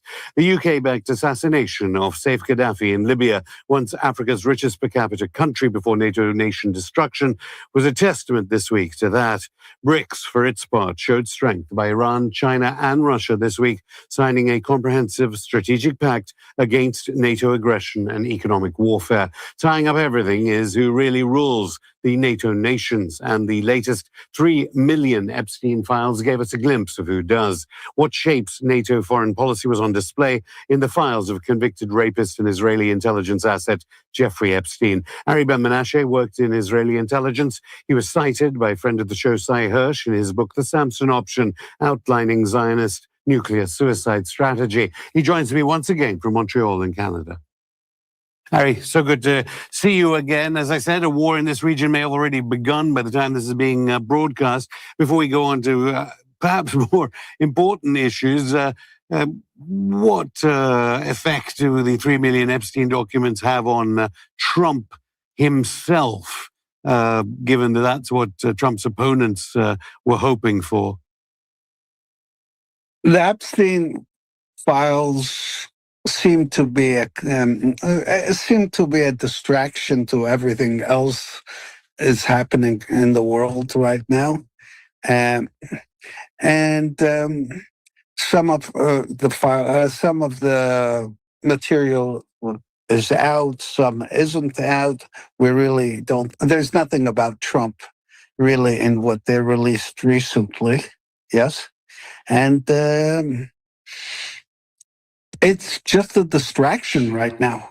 Yeah, I mean, there are elements of Trump in it. And of course, new revelations are coming out every hour. But nothing that would destroy his presidency instantaneously, I suppose. Correct. There's nothing there that will destroy his presidency. And in my opinion, the Israelis are holding some of the sensitive stuff, and they might let it out when they feel they're being threatened by Trump. So you think Israel is controlling the Department of Justice as regards the release of information then? I believe the Israelis have quite a bit of information that they can release, that the Department of Justice doesn't want to release. Well, if Pam Bondi at the DOJ and Kash Patel at the FBI are still there, obviously we invite them on this program. They'll say it's all their decision making. I mean, in fairness, the Times of Israel did this week note it had a FBI memo outlining a confidential human source about Trump being, quote, compromised by Israel, that Jared Kushner was at the center of this, and Chabad Lubavitch. I better remind our viewers, by the way, that, of course, you met Jeffrey Epstein numerous times at the offices of the father of Ghislaine Maxwell, Robert Maxwell, an Israeli asset. Robert Maxwell, that's right. What do you make of the Times of Israel focusing in on that, that Trump was compromised by Israel, and that Jared Kushner, you might have to remind us who Chabad Lubavitch is, and that group within the Jewish community actually is? Well, Epstein was recruited by Maxwell and then by Ehud Barak, who was director of military intelligence at the time, then prime minister. This goes back to the 80s, yes. And then they started work compromising people and so on and so forth. And my understanding is they compromised quite a number of American politicians and other politicians as well.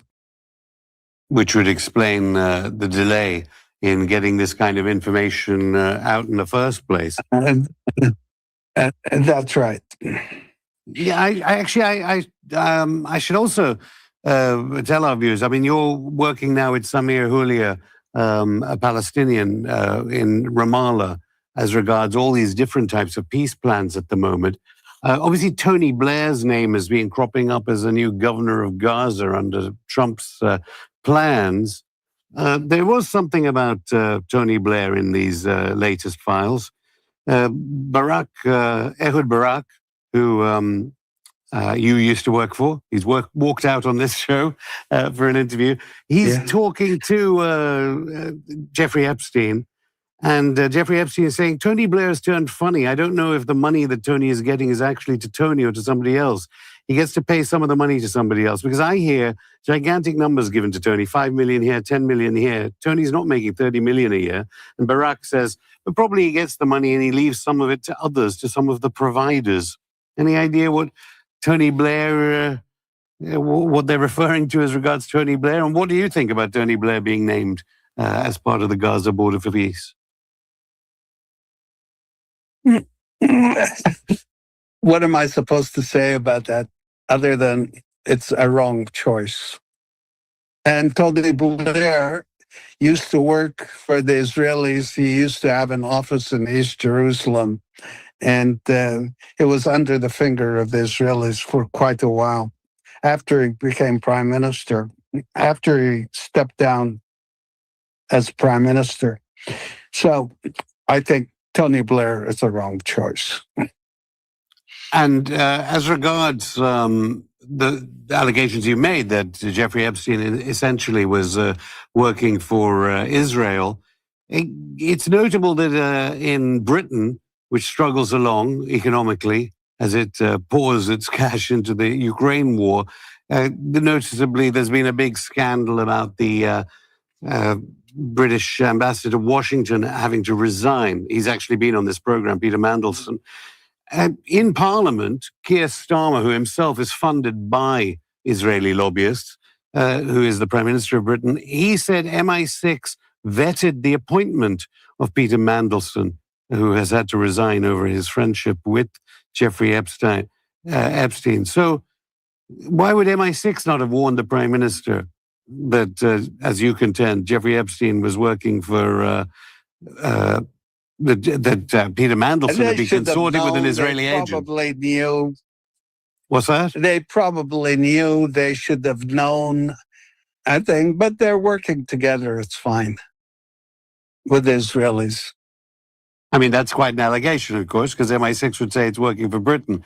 In this case, that would mean it would be working against the interests of the British in favor of the Israelis. And, they may think that the interests of Britain and Israel is one and the same. They may think so. Well, that would mean MI6 not working for the interests of the British people. I will return to MI6 because sources have told us they were involved in an assassination in Libya in recent days. But you may have noticed, maybe even where you are in Canada, they're trying to pin Putin to blame for Jeffrey Epstein as regards the information that's come out, these 3 million documents. You contend that there is a Russian angle as well as an Israeli angle, but it's not exactly Vladimir Putin. No, well, the Israelis did work with the Russians, going back actually to Soviet days, going back to the 80s, yes. And, but this calling Epstein a Russian or a Soviet agent is nonsense. I mean, they're trying to cover up. It's a cover-up.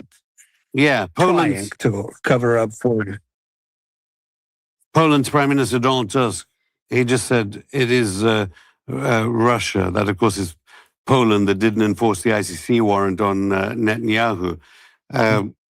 Sure. I mean, I don't know which... maybe it's... Yeah, who's doing the cover-up? I'm sure the Israelis are putting it out that he's a Russian agent. He was a Russian agent. And so it would be Israeli policy they'd be referring to. There's a conversation in the files where Epstein says, it's great if we have chaos everywhere in Africa, across the Middle East, so that no country can have any particular power dynamic that can threaten the existing power structures. Possibly, yeah. The way he thought was to create chaos wherever he went. Why? Different reasons. And probably to protect Israel and the other countries around in the West.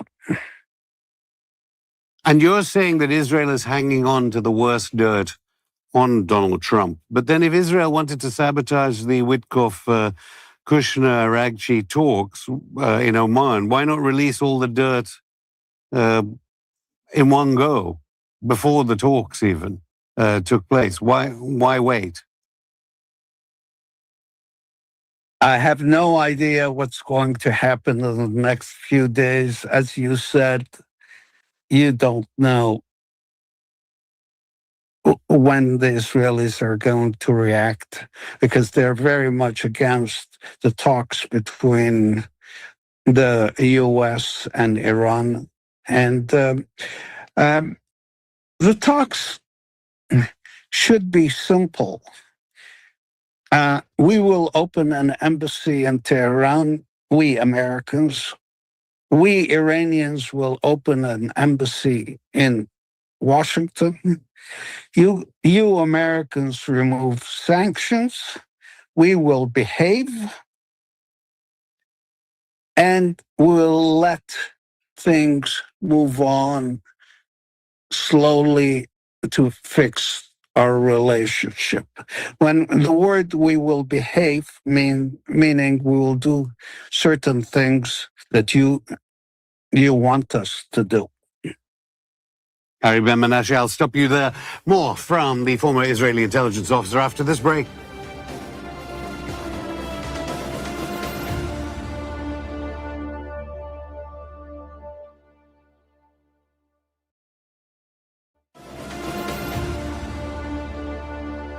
Welcome back to Going Underground. I'm still here with former Israeli intelligence officer and author of Prophets of War Inside the Secret U.S.-Israeli Arms Network, Harry Ben Menashe.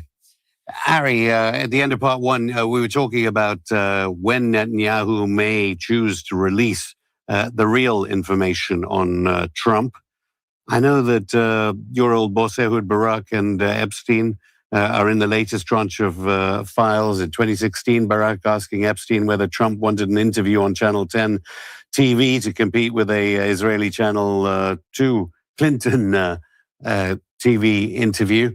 What will pressure Netanyahu to release the real information that no one has at the moment? In my opinion, if there's a real deal between the Americans and the Iranians, and it's going towards that, Netanyahu will try to sabotage it. One of the ways he'd sabotage it is by putting out Epstein material against U.S. government officials, including Trump. And he put it out there. New material that wasn't seen before in public. So it's not just Trump. I know that Howard Lutnick is mentioned. There are other officials. Not just Trump, other officials too. Yes. And he'll try to sabotage the whole negotiation and deal that would be that they're trying to make together. And I believe that President Trump really would like a deal with the Iranians.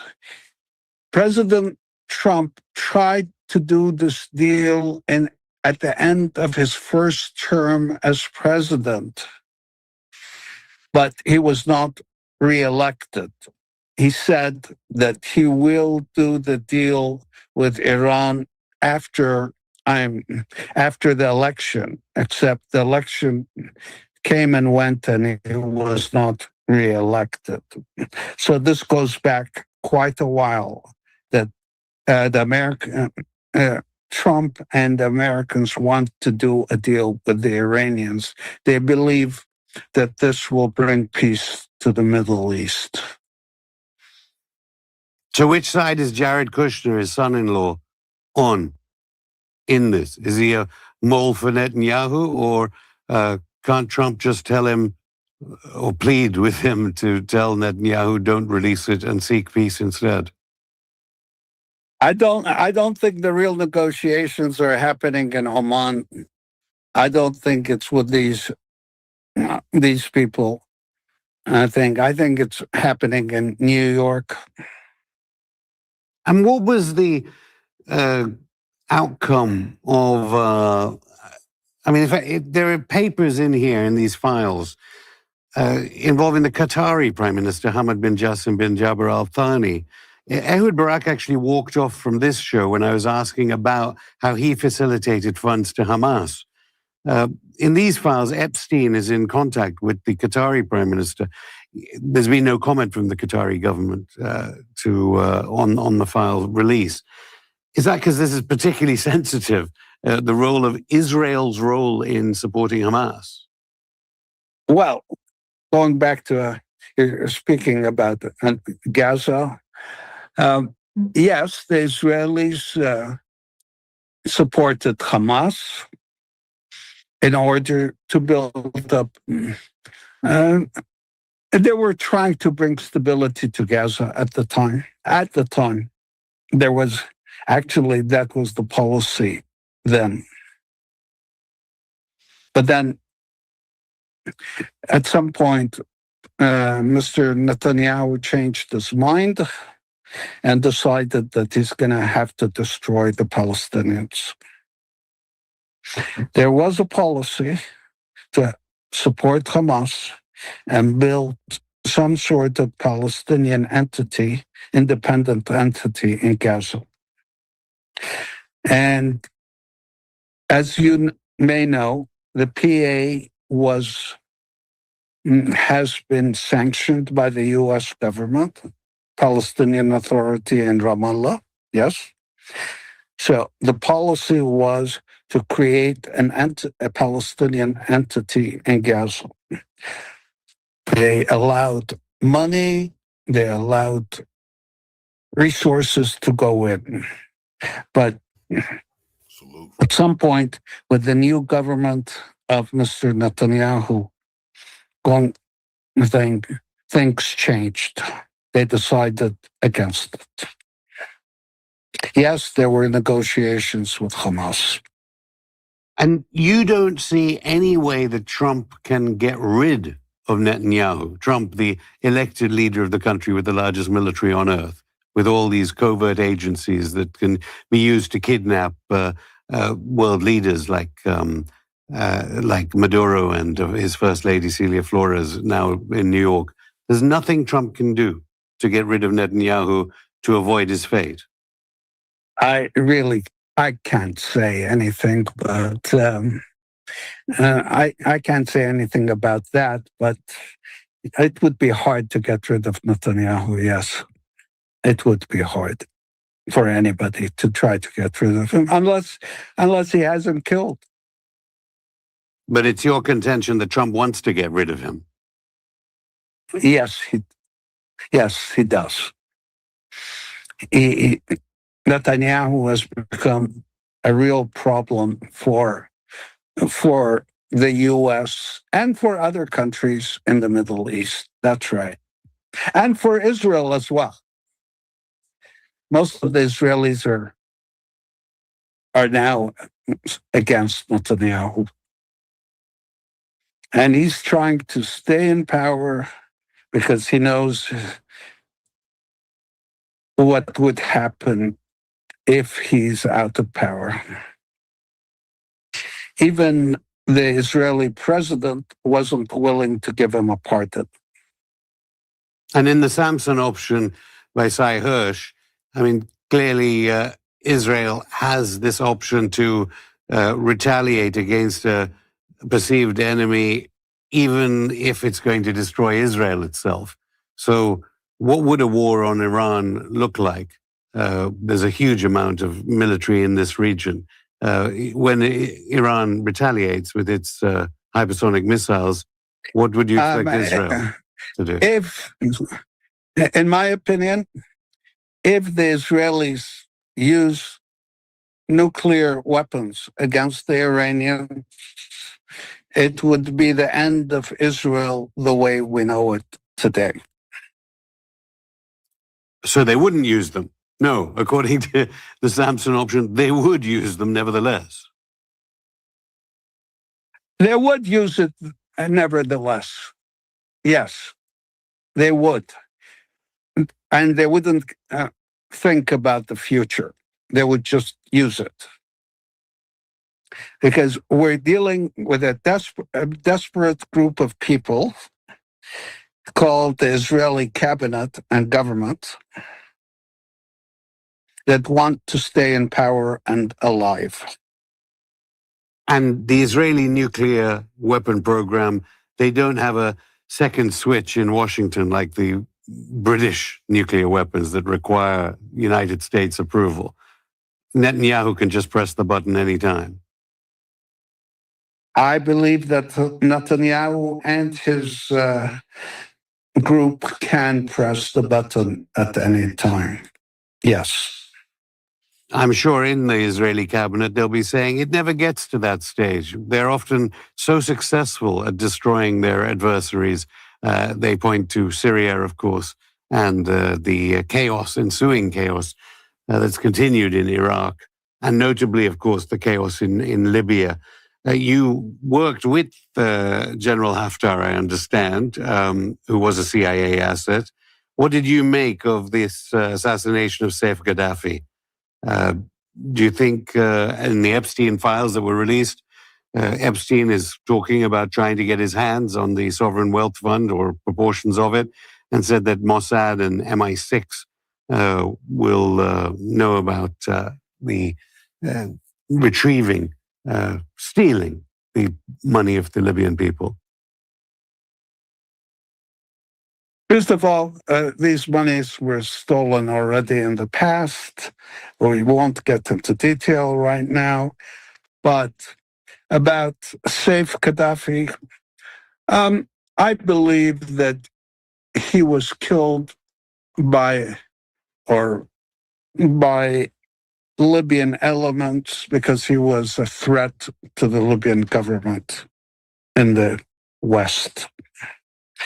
He wanted to take over the Western government in Libya. And it was real trouble for them. I don't think it had anything to do with anything else. You mean he would have won the elections?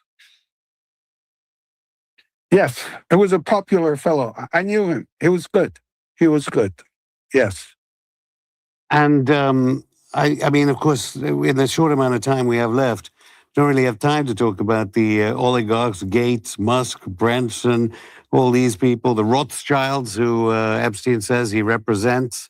I suppose you believe that Prince Andrew, or is he called Andrew, the artist once known as Prince, he was a linchpin of the Epstein Israeli operation to entrap all these oligarchs like Bill Gates. The way I believe it, Andrew was the son of the Queen. So when he would invite these rich people to come for whatever, golf, play golf with him or have parties with him or so on, they would all come running because he was the son of the Queen. I called him the useful idiot for Epstein and the Israelis.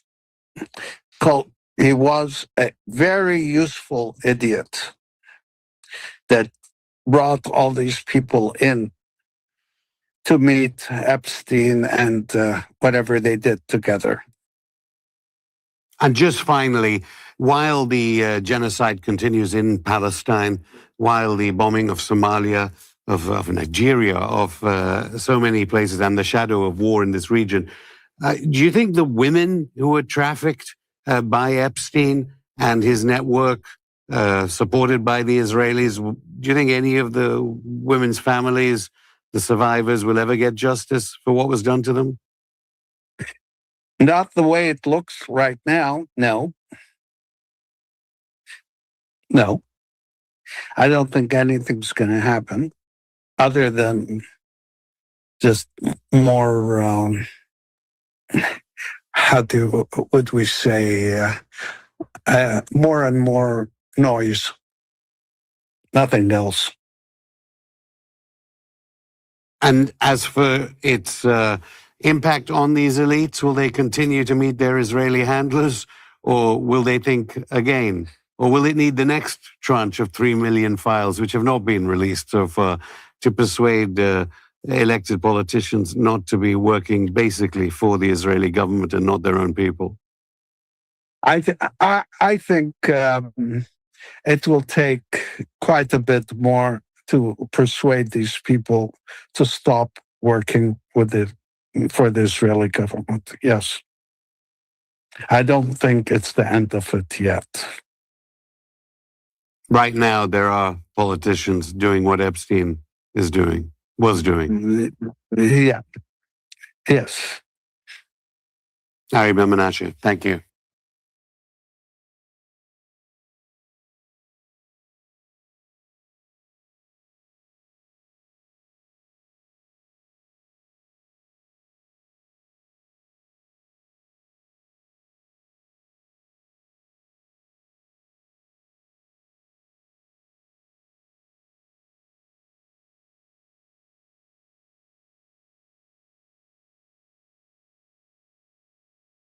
Epstein himself didn't run the empire, but he was an employee. Yet what the mainstream media perhaps intentionally obfuscates is his actual role as a Mossad agent, peddling blackmail for influence on behalf of Israel. Internal FBI documents leaked in the Epstein files show his training by Ehud Barak, such as one from 2020 directly documenting his work for Mossad under the former Israeli PM. His associate and recruiter, Ghislaine Maxwell's father, Robert Maxwell, was so compromised by Israel that the Mossad likely killed him when he threatened to expose them if they didn't pay him $400 million. He was found dead, naked in the ocean. Epstein wasn't America's first industrial-scale pedophilic sex trafficker either. In fact, settler colonial America was founded on the OG sex trafficking criminal, Christopher Columbus. In a 1500-dated letter to a friend of the Spanish Queen, he writes, "There are plenty of dealers who go about looking for girls. Those from 9 to 10 are now in demand, and for all ages, a good price must be paid." It reads just like an Epstein email.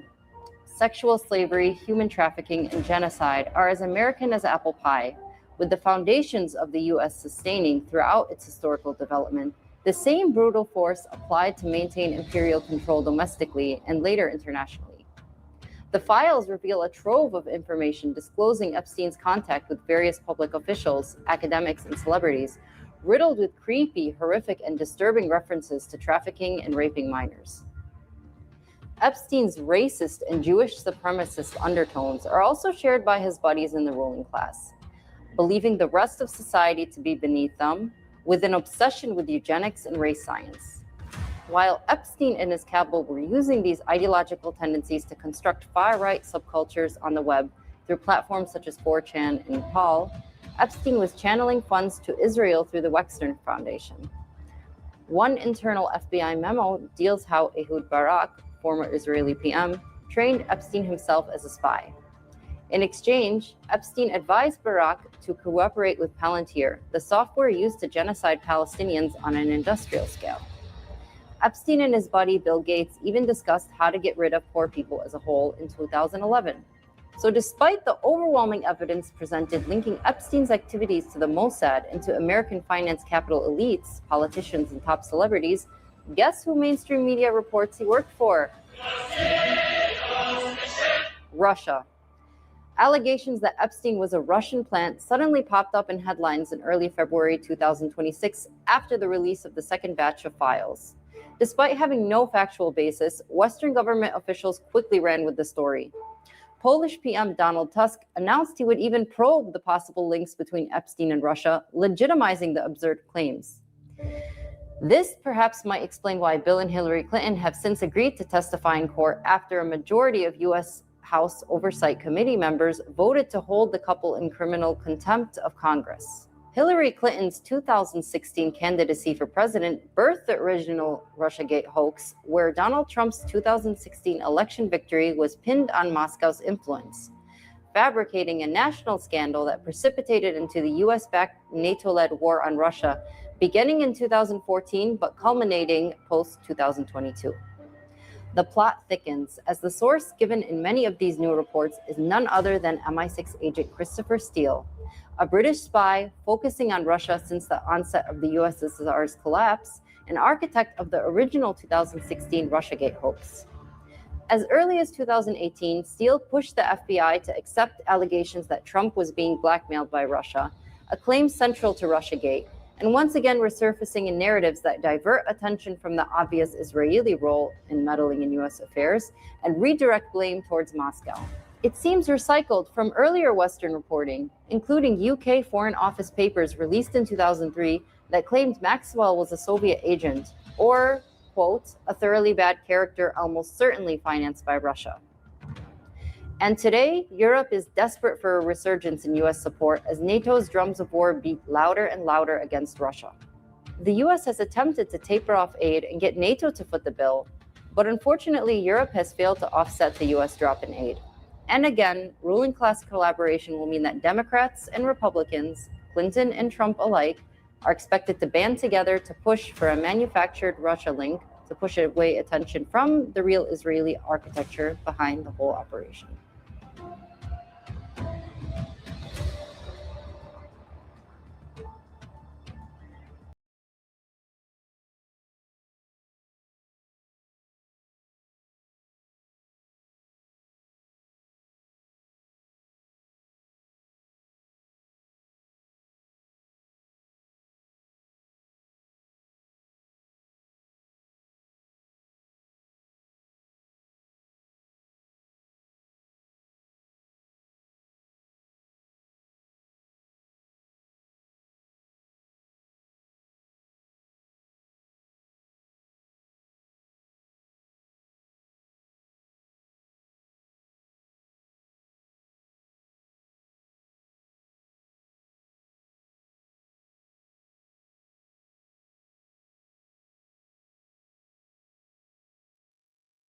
On this, let's watch. One of the most disturbing characters of the entire Pizzagate saga is actually connected to Epstein and to Ukraine's Zelensky.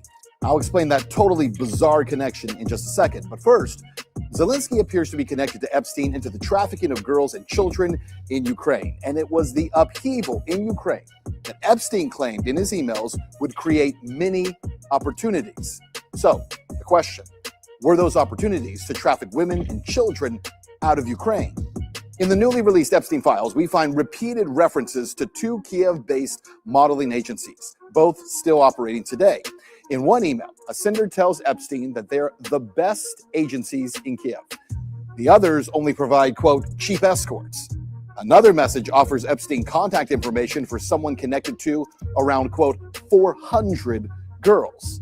But the files don't stop with modeling. So what, Zelensky, Pizzagate, Ukraine, you've been doing fantastic work on Ukraine, investigating all the corruption. This is something I had not heard. How is Zelensky and Ukraine now connected to this? I mean, a lot of the children look like they maybe came from Eastern Europe. Were they coming from Ukraine?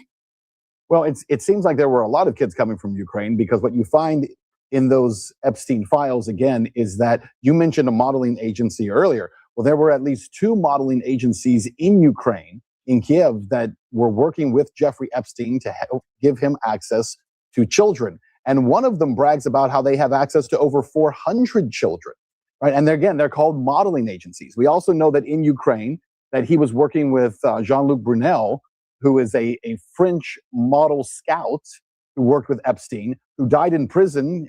He was hanged in prison in 2022, I believe, 2022. Yeah. And what was he in prison for? For the rape of underage kids and for trafficking underage kids to Jeffrey Epstein. And we know that he was involved with those modeling agencies in Ukraine and actually involved with Zelensky himself.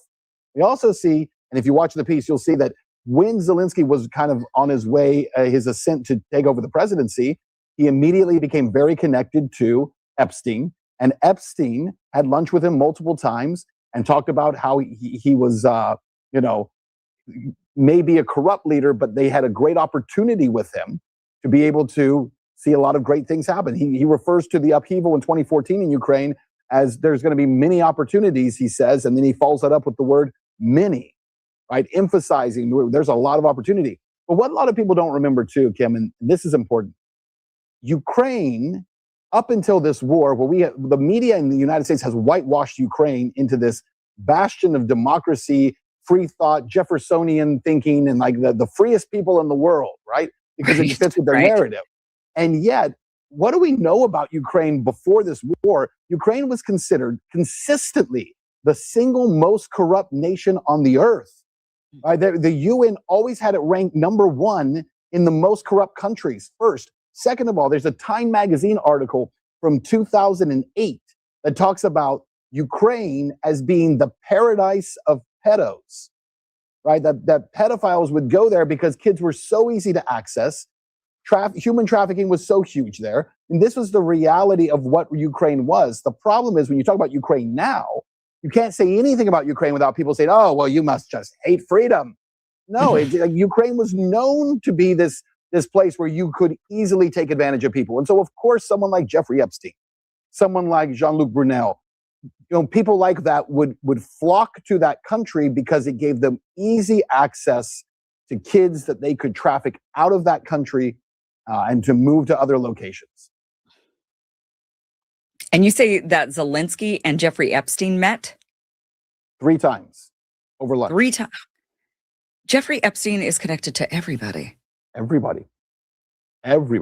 But there's another link there that's also very important because, that's one thing. Again, he's connected to everybody. So I think it's fair to say, well, but are we really going to, put this unfair standard on Zelensky? So in 2023, now Jeffrey Epstein's been dead, right? So if you really want nothing to do with this guy in these circles, and maybe there was pressure and money, and we all know that Zelensky loves money, so maybe he just kind of wanted to, hang close to that. But in 2023, Zelensky goes and he asks for a performance artist from Romania who lives in New York, right? She's very famous, Marina Abramovich, to become an ambassador for Ukraine, dealing specifically with schools and with children affected by the war. Marina Abramovich, her name is all over the original Pizzagate Podesta emails. She's a very close friend of John Podesta. She's this bizarre performance artist who does lots of stuff dealing with cannibalism. Her artwork is all about pain, violence, sexual violence.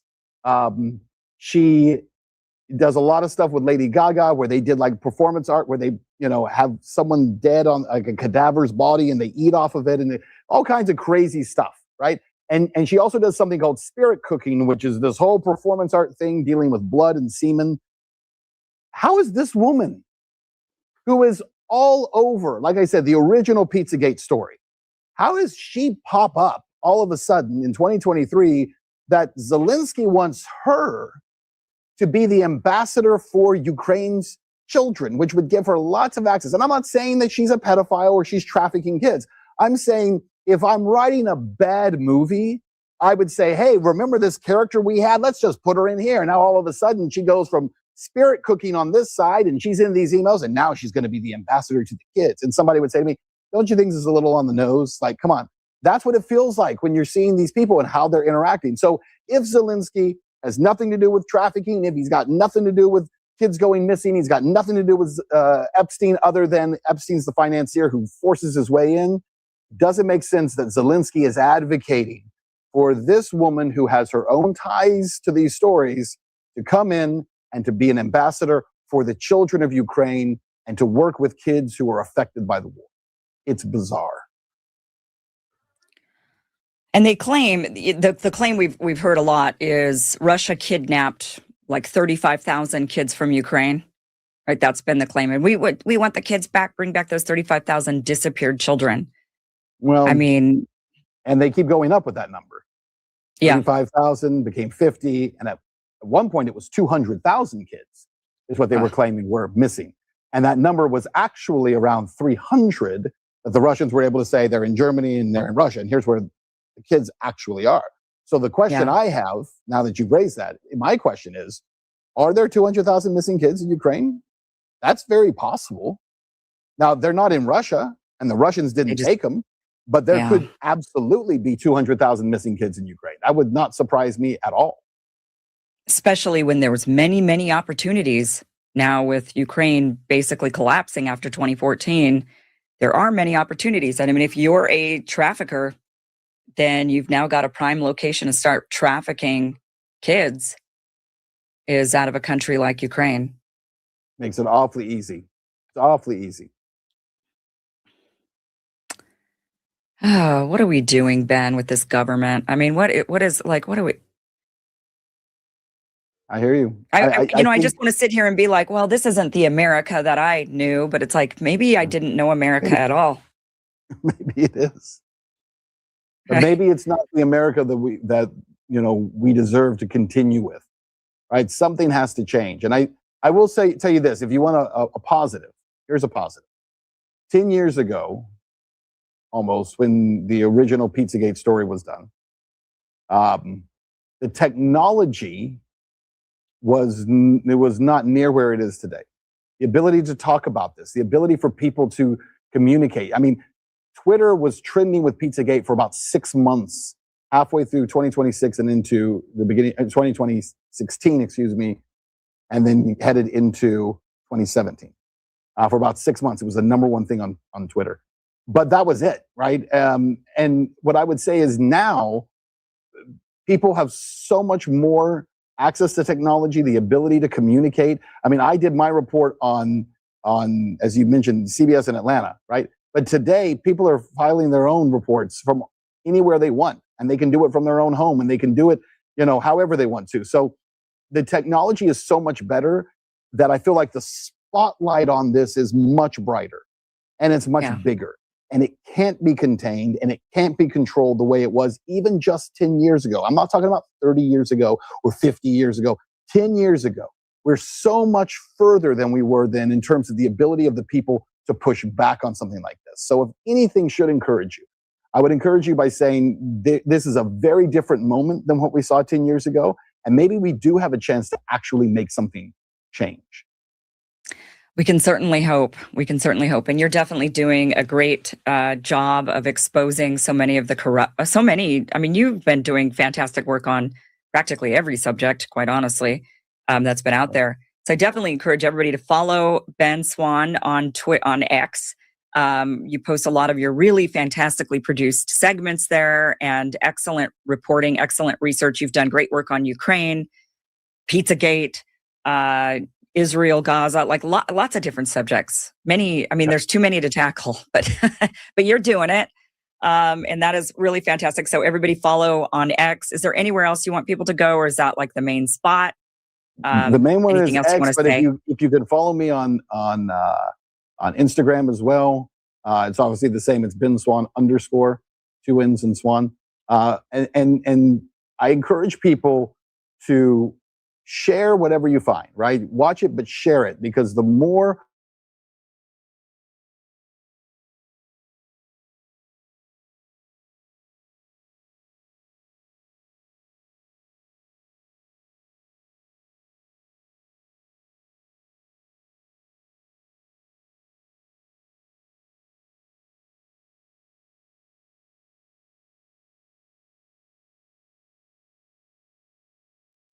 people going crazy, think they found a code word for human meat? Wait, what?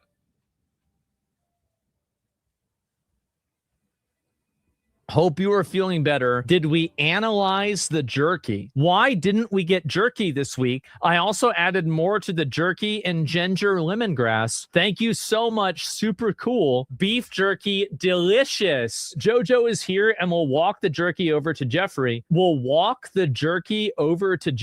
Why would jerky walk around? Why would it do that? Delicious lunch, beef jerky.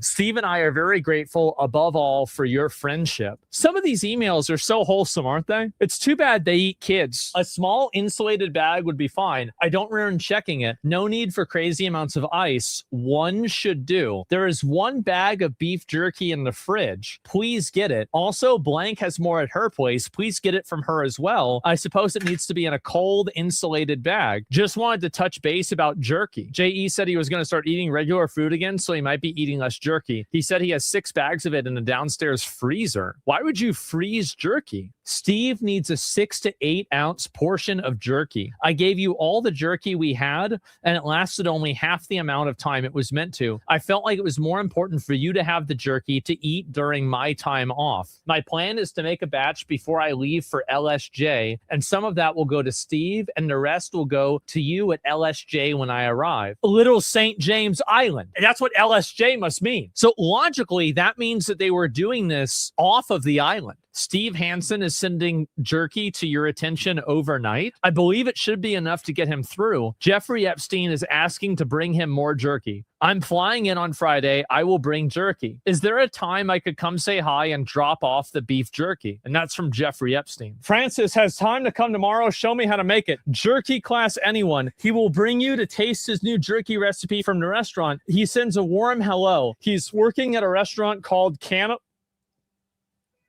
guys, the restaurant's called Cannibal and Cooks. Wait for it. Beef jerky and steak. Can blank make some jerky? I think we should landscape all around the house to use the water if possible. If the main house is not enough. Are there any recorded images of Jeffrey Epstein with beef jerky at all? No, there are no recorded or publicly known images of Jeff Epstein with beef jerky. Who sends beef jerky to a lab for analysis? Wait, what? I was looking for the beef jerky as I knew it was in my suitcase, and I thought that maybe I left it on the beach, only to find a small plastic bag near my dog's bed. I'll email Francis to make us some more, as I need 6 to 8 ounces to send to the lab, and I'll forward to Francis the info to send to the lab directly. Guys, I think something's going on. What's this here? Commercial. Apparently it's his last girlfriend who's active on Twitter right now. Check the mail. Names for hers again. Oh boy, oh boy. People are saying this is Jeffrey Epstein's last girlfriend. And this is the same name as inside of the files. And her name change hasn't occurred since 2017, before the files released. After years of silence, the truth. Jeffrey was innocent. I really? Like, he just a good boy? He didn't do nothing wrong? Trapped by powerful people who silenced him. I was his last confidant, and I have the evidence that they're still hiding. I'm not suicidal, just in case. You'll know the whole truth soon. They sacrificed children to Lucifer. It's an entire cult. Jeffrey got involved in their operation for financial reasons and to obtain Comproprot, but never participated in the rituals. Oh, what is this here? I'll pull this one up and see it. That's crazy. She cooked in the brain? Maybe. She ate the brain? Yeah, maybe she did. Wire transfer request form. A 65-gallon... Guys, 655-gallon sulfuric acid with fuel and insurance charge? They are dissolving bodies.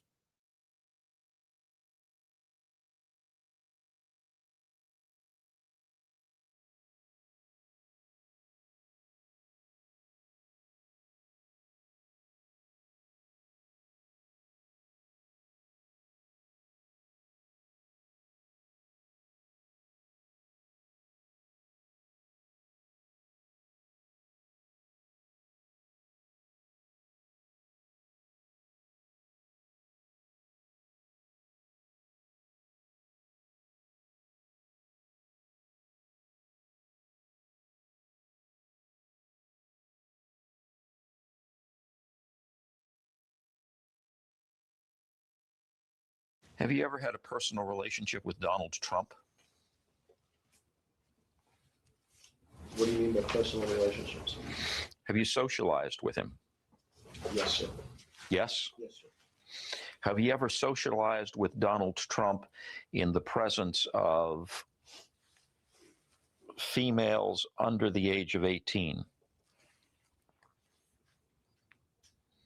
Though I'd like to answer that question, at least today, I'm going to have to assert my 5th, 6th, and 14th Amendment rights, sir.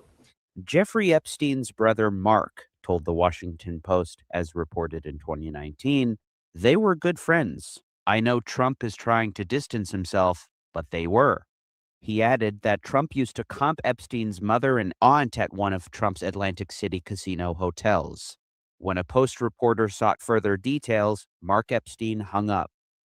When Jeffrey Epstein's Little Black Book was made public a few years prior, it listed numbers for many celebrities, and there were several numbers for Trump. his family, and associates. Epstein and Trump reportedly had a falling out in 2004, perhaps very late in the year, as Vice News published photos of Epstein's message book from that November, which showed Trump had left 2 messages for him. The 2020 book The Grifters Club about Mar-a-Lago alleged that Trump kicked Epstein out of the club after he made an advance on the teenage daughter of another member. This was according to another member named George Lombardi, who's a close friend of Trump and at one point his neighbor at Trump Tower. The Washington Post report suggests that a Palm Beach mansion came in between them, which led to their split. But in July 2025, Trump himself said that their fight was over Epstein poaching workers from his club at Mar-a-Lago. For years, I wouldn't talk to Jeffrey Epstein. I wouldn't talk because he did something that was inappropriate. He hired help. And I said, don't ever do that again. He stole people that work for me. I said, don't ever do that again. He did it again. And I threw him out of the place, persona non grata. I threw him out. And that was it. I'm glad I did, if you want to know the truth. Trump repeated this version of events to reporters aboard Air Force One. No, he took people that worked for me, and I told him don't do it anymore, and he did it. And I said, stay the hell out of here. When pressed, he gets angry at the reporter. What was meant by me? Who are you with? Me? Yeah. I'm the travel pool, but I'm with NBC News. NBC fake news. Okay. NBC's one of the worst. Together with his Truth Social posts, we can see that this is a sore subject for Trump, and he likes to deflect attention away from it.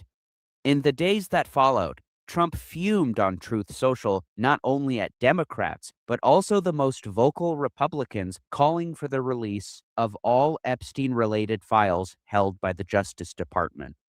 Despite his suggestion that he would release files related to the disgraced financier, by July 2025, Donald Trump was talking about, quote, the Jeffrey Epstein hoax. I call it the Epstein hoax.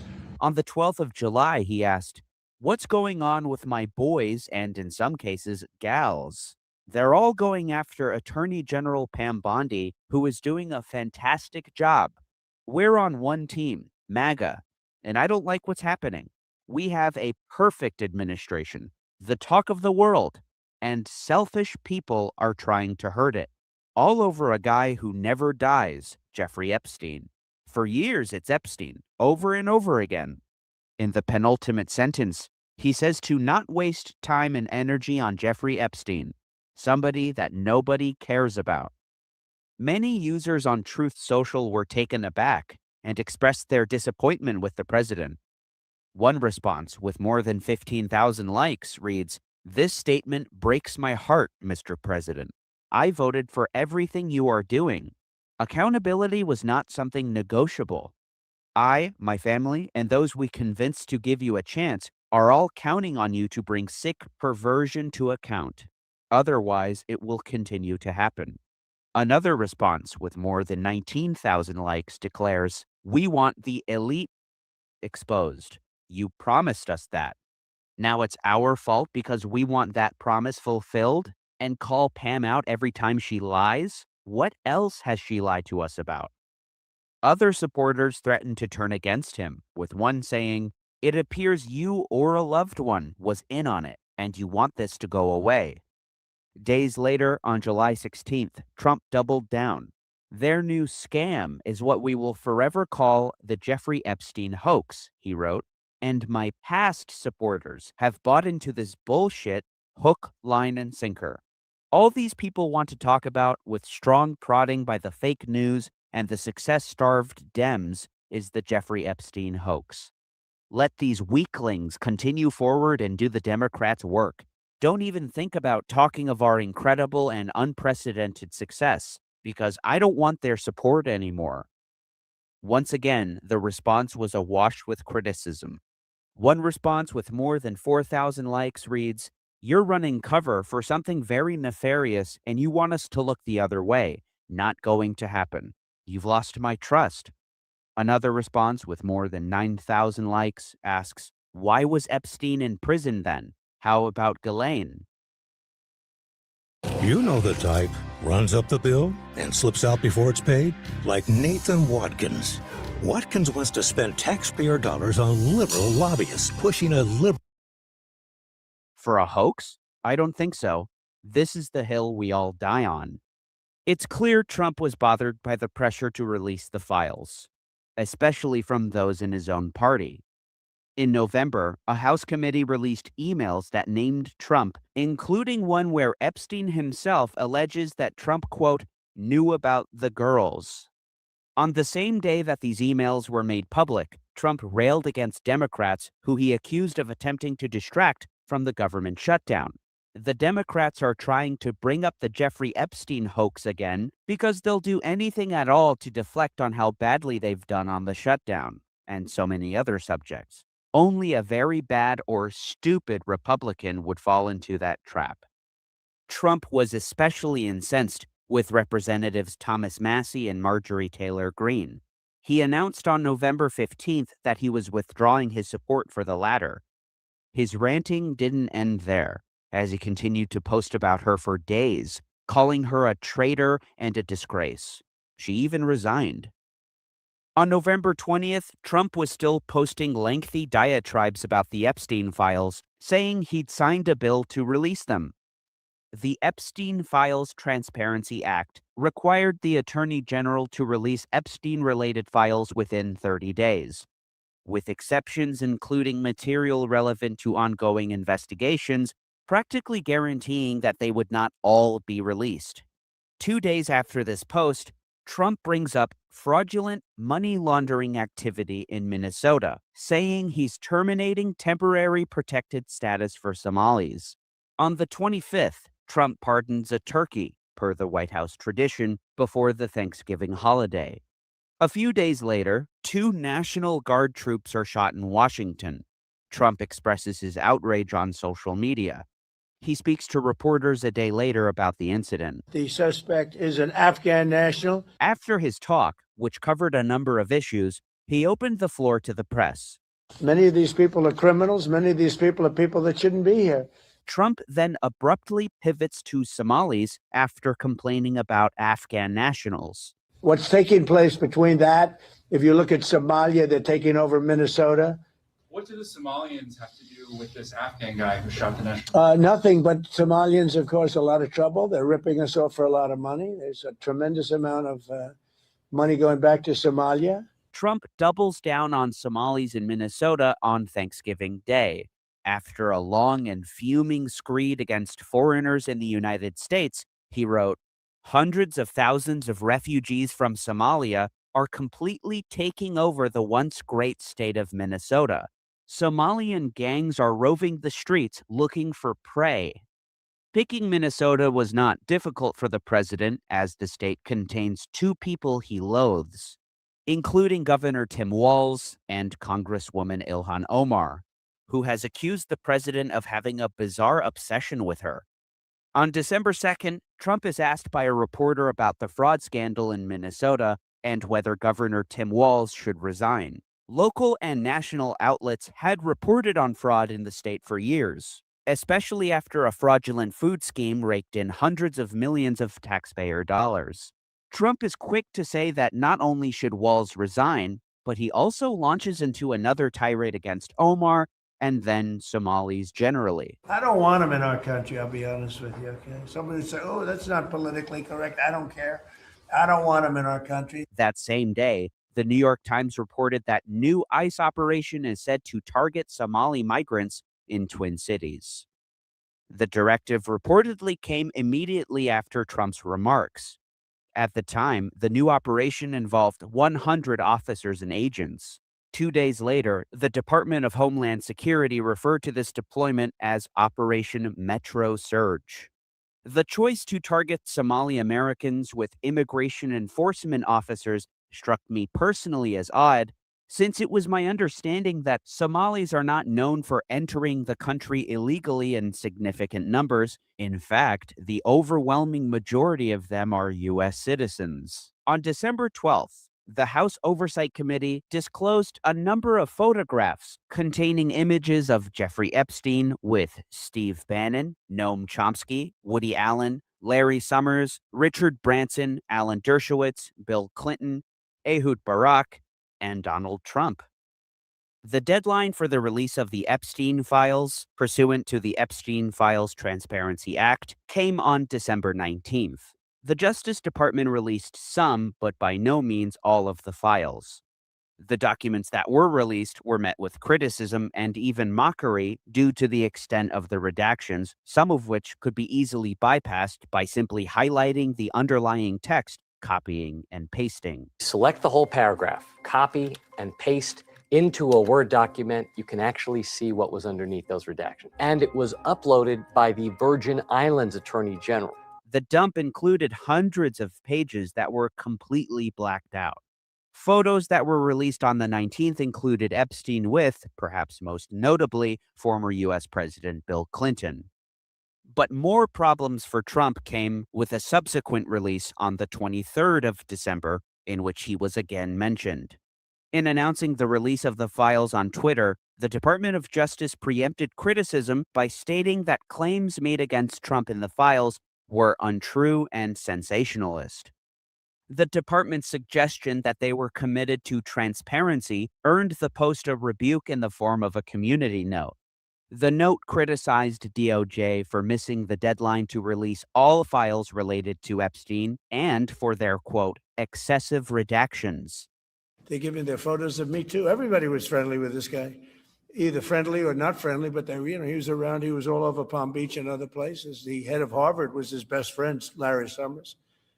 And Bill Clinton was a friend of his, but everybody was. One email contained in the files, sent in 2020 by an assistant U.S. attorney for the Southern District of New York, observes Trump flew on Epstein's plane, quote, many more times than previously has been reported. This was before Epstein's file logs were made public in 2021, which showed that the current president was a passenger on at least 7 flights between 1993 and 1997. Which contradicted Trump's earlier claims that he had never ridden on Epstein's plane. Also included in the files were mentions of co-conspirators of Epstein. After the 26th of December, renewed attention to the Minnesota fraud scandal increases not only attention to the state, but also the number of federal officers sent there. That's because on that day, a 45-minute video was uploaded by Nick Shirley on Twitter and YouTube. I just wanted to say thank you to all of my patrons. I wouldn't be able to create these videos without you all. I can't overstate how much your support matters. If anyone would like to support me and get access to exclusive content that's not appropriate for YouTube, go to patreon.com/GDFofficial. Fraud involving Somalis in Minnesota had been the subject of investigative reporting for several years, especially by local Fox affiliate KMSP-TV, or Fox 9. Back in 2013, Jeff Balian reported on welfare fraud at a daycare center in a story that began with a raid by federal law enforcement. The raid included agents from the FBI, State Bureau of Criminal Apprehension, and the Ramsey County Attorney's fraud units. It went down, coincidentally, as the Fox 9 investigators were in the middle of our own probe of the same business. The investigation of Deco Daycare resulted in charges for the owners, a husband and wife, who apparently disappeared and didn't face trial. In 2015, Balian spoke to a former fraud investigator for Hennepin County. For small business owners, taxes was more questions than answers. This is a cover-up. This is a deliberate attempt by the officials in Hennepin County to deceive the taxpayers.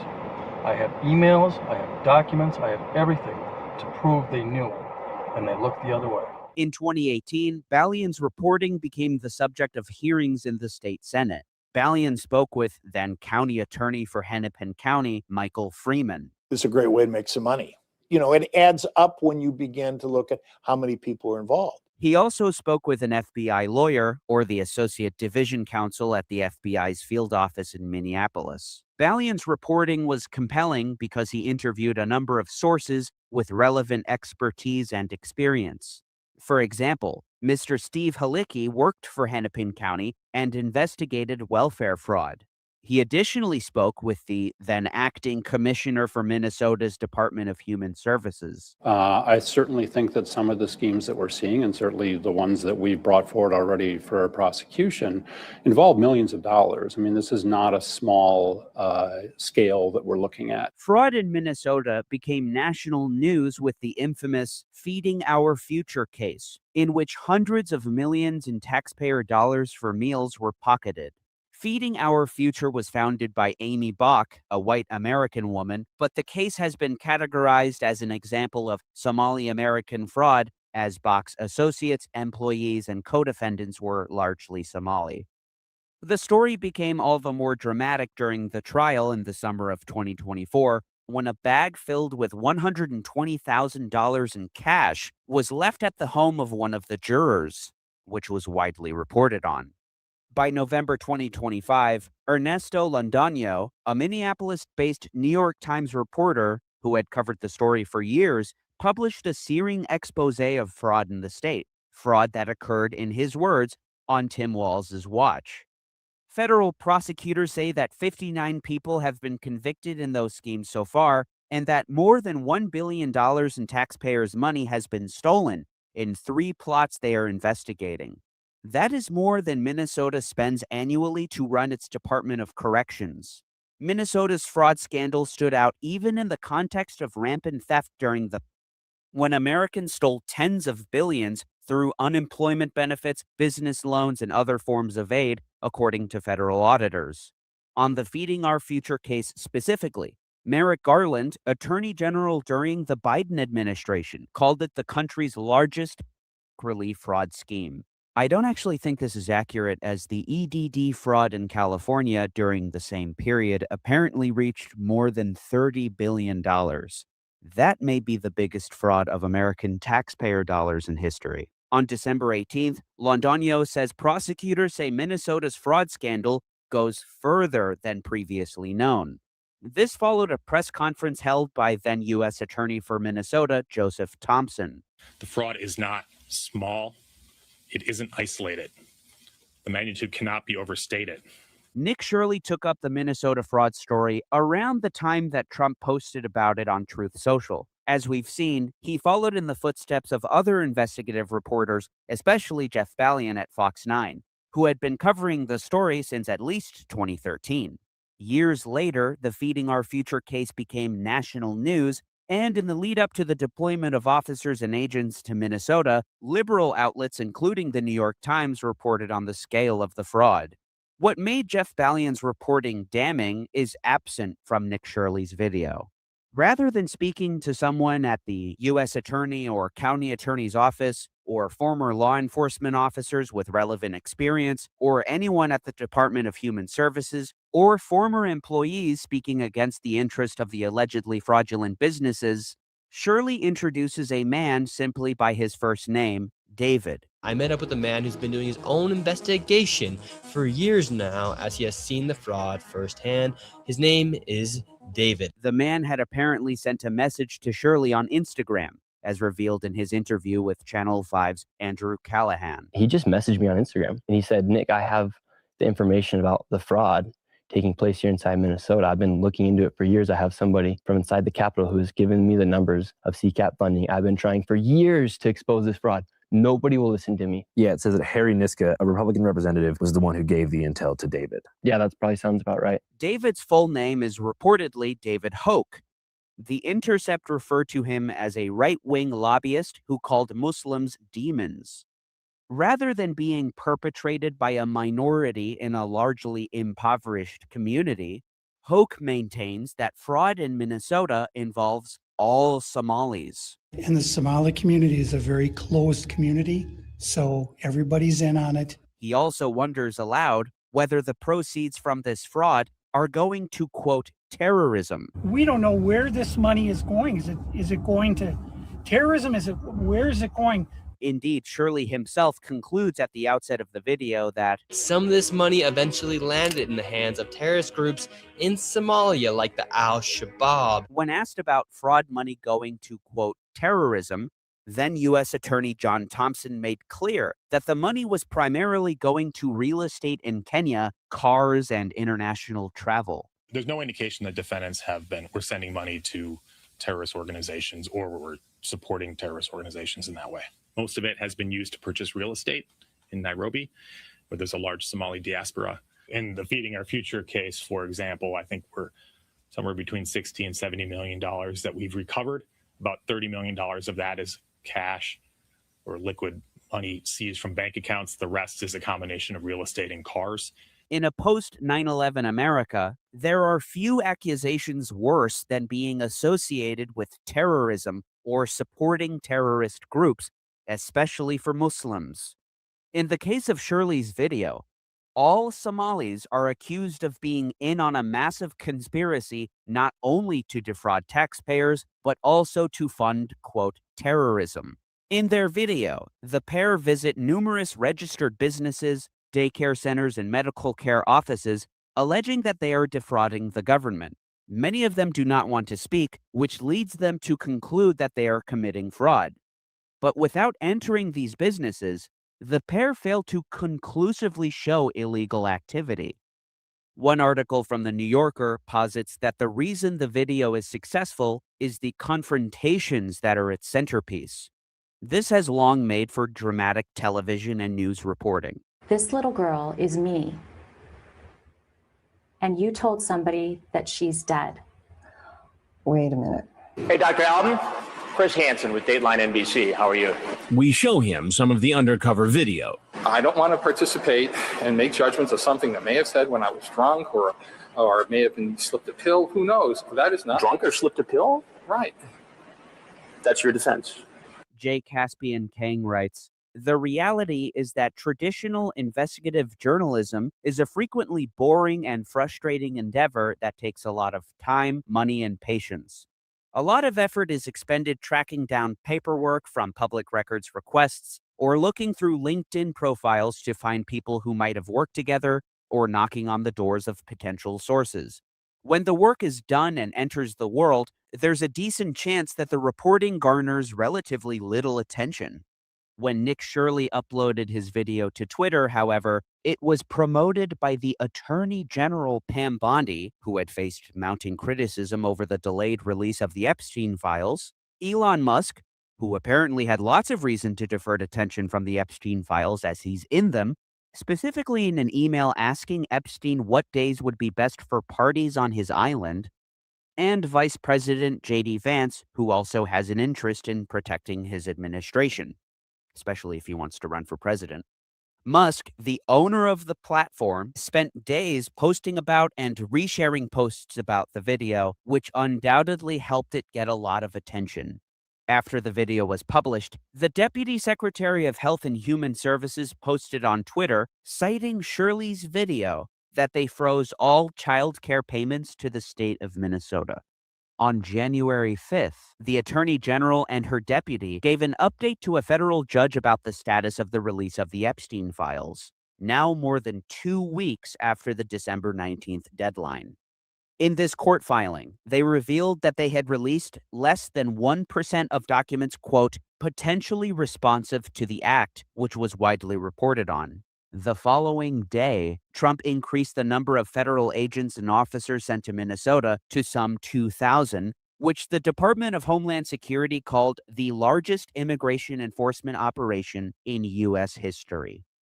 Oddly enough, federal immigration agents and Border Patrol were deployed alongside other law enforcement officials as part of what was ostensibly a crackdown on white-collar crime within a community that is overwhelmingly composed of U.S. citizens. The large deployment of armed troops turned deadly just the following day. Renee Good was shot and killed in her car by an Immigration and Customs Enforcement officer who was off to the side of her car when he fired. Later that month, Alex Preddy was being tackled by federal officers when he was disarmed and then shot in the back on the ground by one officer, then repeatedly shot by 2 officers. On January 23rd, William P. Barr, who was Attorney General in the first Trump administration, defended Pam Bondi against criticism for the delayed release of the Epstein files. In an opinion article for the Wall Street Journal, Barr argued that it wasn't possible for the Justice Department to release them all by December 19th, given the Herculean effort required, in his words. But his defense of Bondi doesn't end with the DOJ not meeting the deadline, as he defends the redactions as well. I'm curious as to how he would be able to judge the legality of the redactions unless Barr had seen the unredacted and redacted versions of documents released up to that point. Barr additionally argues that missing the deadline was not illegal as the Justice Department was given an unreasonable amount of time. The final paragraph, however, is revealing. Rather than unfairly going after the Attorney General in their crusade against the president, lawmakers should focus on passing legislation that will help the Attorney General combat real dangers confronting the American people: violent crime, the trafficking of murderous drugs, and the breathtaking levels of fraud in government social services and welfare programs. Every prosecutor working on Epstein redactions is one less prosecutor working on these critical issues. Barr appears to take issue with the focus on the issue generally. I'd wonder if this was at all related to the fact that in the summer of 2025, it became clear that Barr had misrepresented the footage from the prison where Epstein died. Contrary to being released in raw form, as described in an accompanying press release, Wired revealed in multiple reports that the footage was edited in Adobe Premiere and there was 3 minutes missing. After Epstein's death in 2019, Barr told the Associated Press that he had personally reviewed the footage, which showed that nobody but Jeffrey Epstein entered his cell. The footage that was finally released years later came from the only camera that was actually recording video in the section of the jail where Epstein was held. Epstein briefly appears in the footage, but he is assisted up a flight of stairs that is barely visible by 2 guards, contradicting Barr's version of events. Barr was not the only one to mischaracterize the footage either. Then Deputy FBI Director Dan Bongino gave a similar summary to Fox News before the video's release. There's video clear as day. He's the only person in there and the only person coming out. You can see it. Epstein is seen for the first and only time on camera at 7:49 p.m. when the Department of Justice said he was escorted to his cell from another wing of the unit.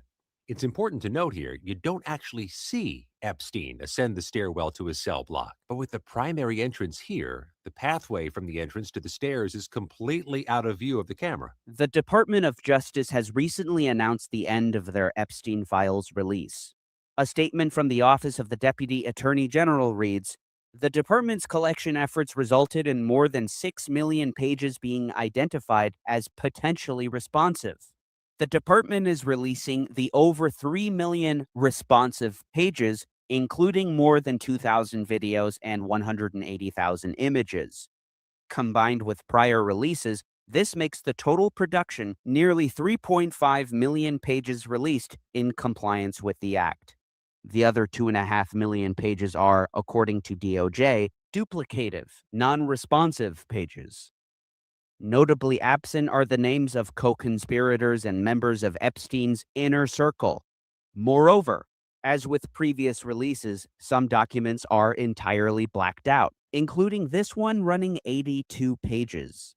More than once, over the course of the Epstein file disclosures, it was observed that documents naming Trump were at various points inaccessible on the DOJ website. On December 20th, some 16 photos were removed from the website, including one which showed 2 printed photographs of Trump. One of them showed Trump and his wife Melania, Ghislaine Maxwell, and just the top of Jeffrey Epstein's head. Another showed Trump with several women or girls. Following backlash over the photo's disappearance, it was made available again 2 days later. Just recently, the department pulled a document containing tips from the public accusing the president of committing horrifying acts with Epstein and other high-profile celebrities. The New York Times took this approach with the material. The files appear to contain at least 4,500 documents that mentioned Mr. Trump. One was a summary that officials at the Federal Bureau of Investigation assembled last summer of more than a dozen tips from members of the public involving Mr. Trump and Mr. Epstein. It is unclear why the investigators put together the summary, which includes accusations of abuse by Mr. Epstein and Mr. Trump. The emails did not include any corroborating evidence, and the New York Times is not describing the details of the unverified claims. However, this particular document was subsequently unavailable, almost guaranteeing accusations of a cover-up of some of the most harrowing accusations. It has since been reinstated, again following backlash.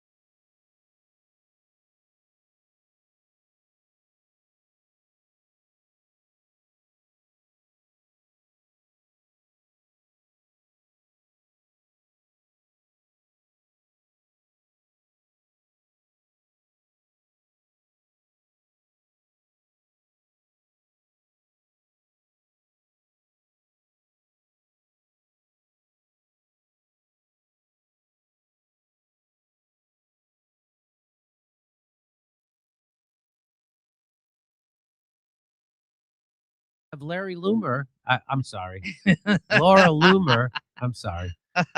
She's trying to do her best psyop on people by saying it's all Qatar, that he's somehow working with Qatar. You think I'm kidding? Here, let me read this to you. Jeffrey Epstein communicated with Qatar's ruling family about the Muslim Brotherhood and visited Qatar 2 days before the U.S. presidential election in 2016. Wow. I bet he's working for Qatar and not working for the Mossad and the CIA. As Kurt says, the fact that if Jeffrey Epstein's dead, he worked for the Mossad. If Jeffrey Epstein's alive, the Mossad worked for him, and Jeffrey Epstein worked for the Rothschilds. Well, we know he did work for the Rothschilds. So there's credible evidence that Jeffrey Epstein's still alive. That would be if I had to bet, gun to my head, is Jeffrey Epstein alive or dead? I would say alive. That's what I would say. Okay. Jeffrey Epstein's private plane was invited because there isn't only one Jeffrey Epstein ring. There's not just one guy, right? So if they did kill him, what about all the other guys running the other rings and the other people doing the dirty work of the deep state? They would probably be hesitant to keep doing it. They'd probably be afraid. And they'd probably want to get blackmail on the people they're working for.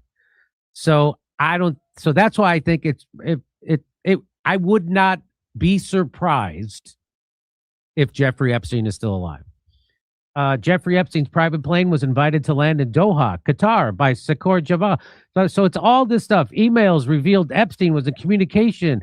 He is currently the chairman of the board of directors. So it's all Epstein has extensive dealings with Qatari real estate brokers and members of Qatar's ruling family. Yeah, he was operating at the top of intelligence. Of course, he had presidents on his island. He had the royal family on his island. He had financiers. He had academics like Noam Chomsky and people at Harvard. He had Alan Dershowitz and top lawyer. He had everybody. He had everybody because he was working for the Rothschilds with the Mossad and the CIA. He had everybody in it. He had artists and movie stars and had everybody, politicians. So this is what she's trying to do. Qatar is the largest financer of the Muslim Brotherhood. And also Qatar is one of our biggest allies. We have our biggest military base in Qatar. So this whole idea, but why would we be doing that with people who are our enemies? Anyway, Epstein, I love the other side of it anyway. So it's, here we go. So that's her big idea, is that he's working. So that's Laura Loomer's. And then you're going to skip the part where he met multiple times with Israel's president? Let me choose which files are true and completely disregard the 2 million mentioning my employer or Israel. So that's what they're saying back to Laura Loomer. New photo surfaces of Jeffrey Epstein wearing Israeli forces shirt. No kidding. No kidding. So here's CBS News.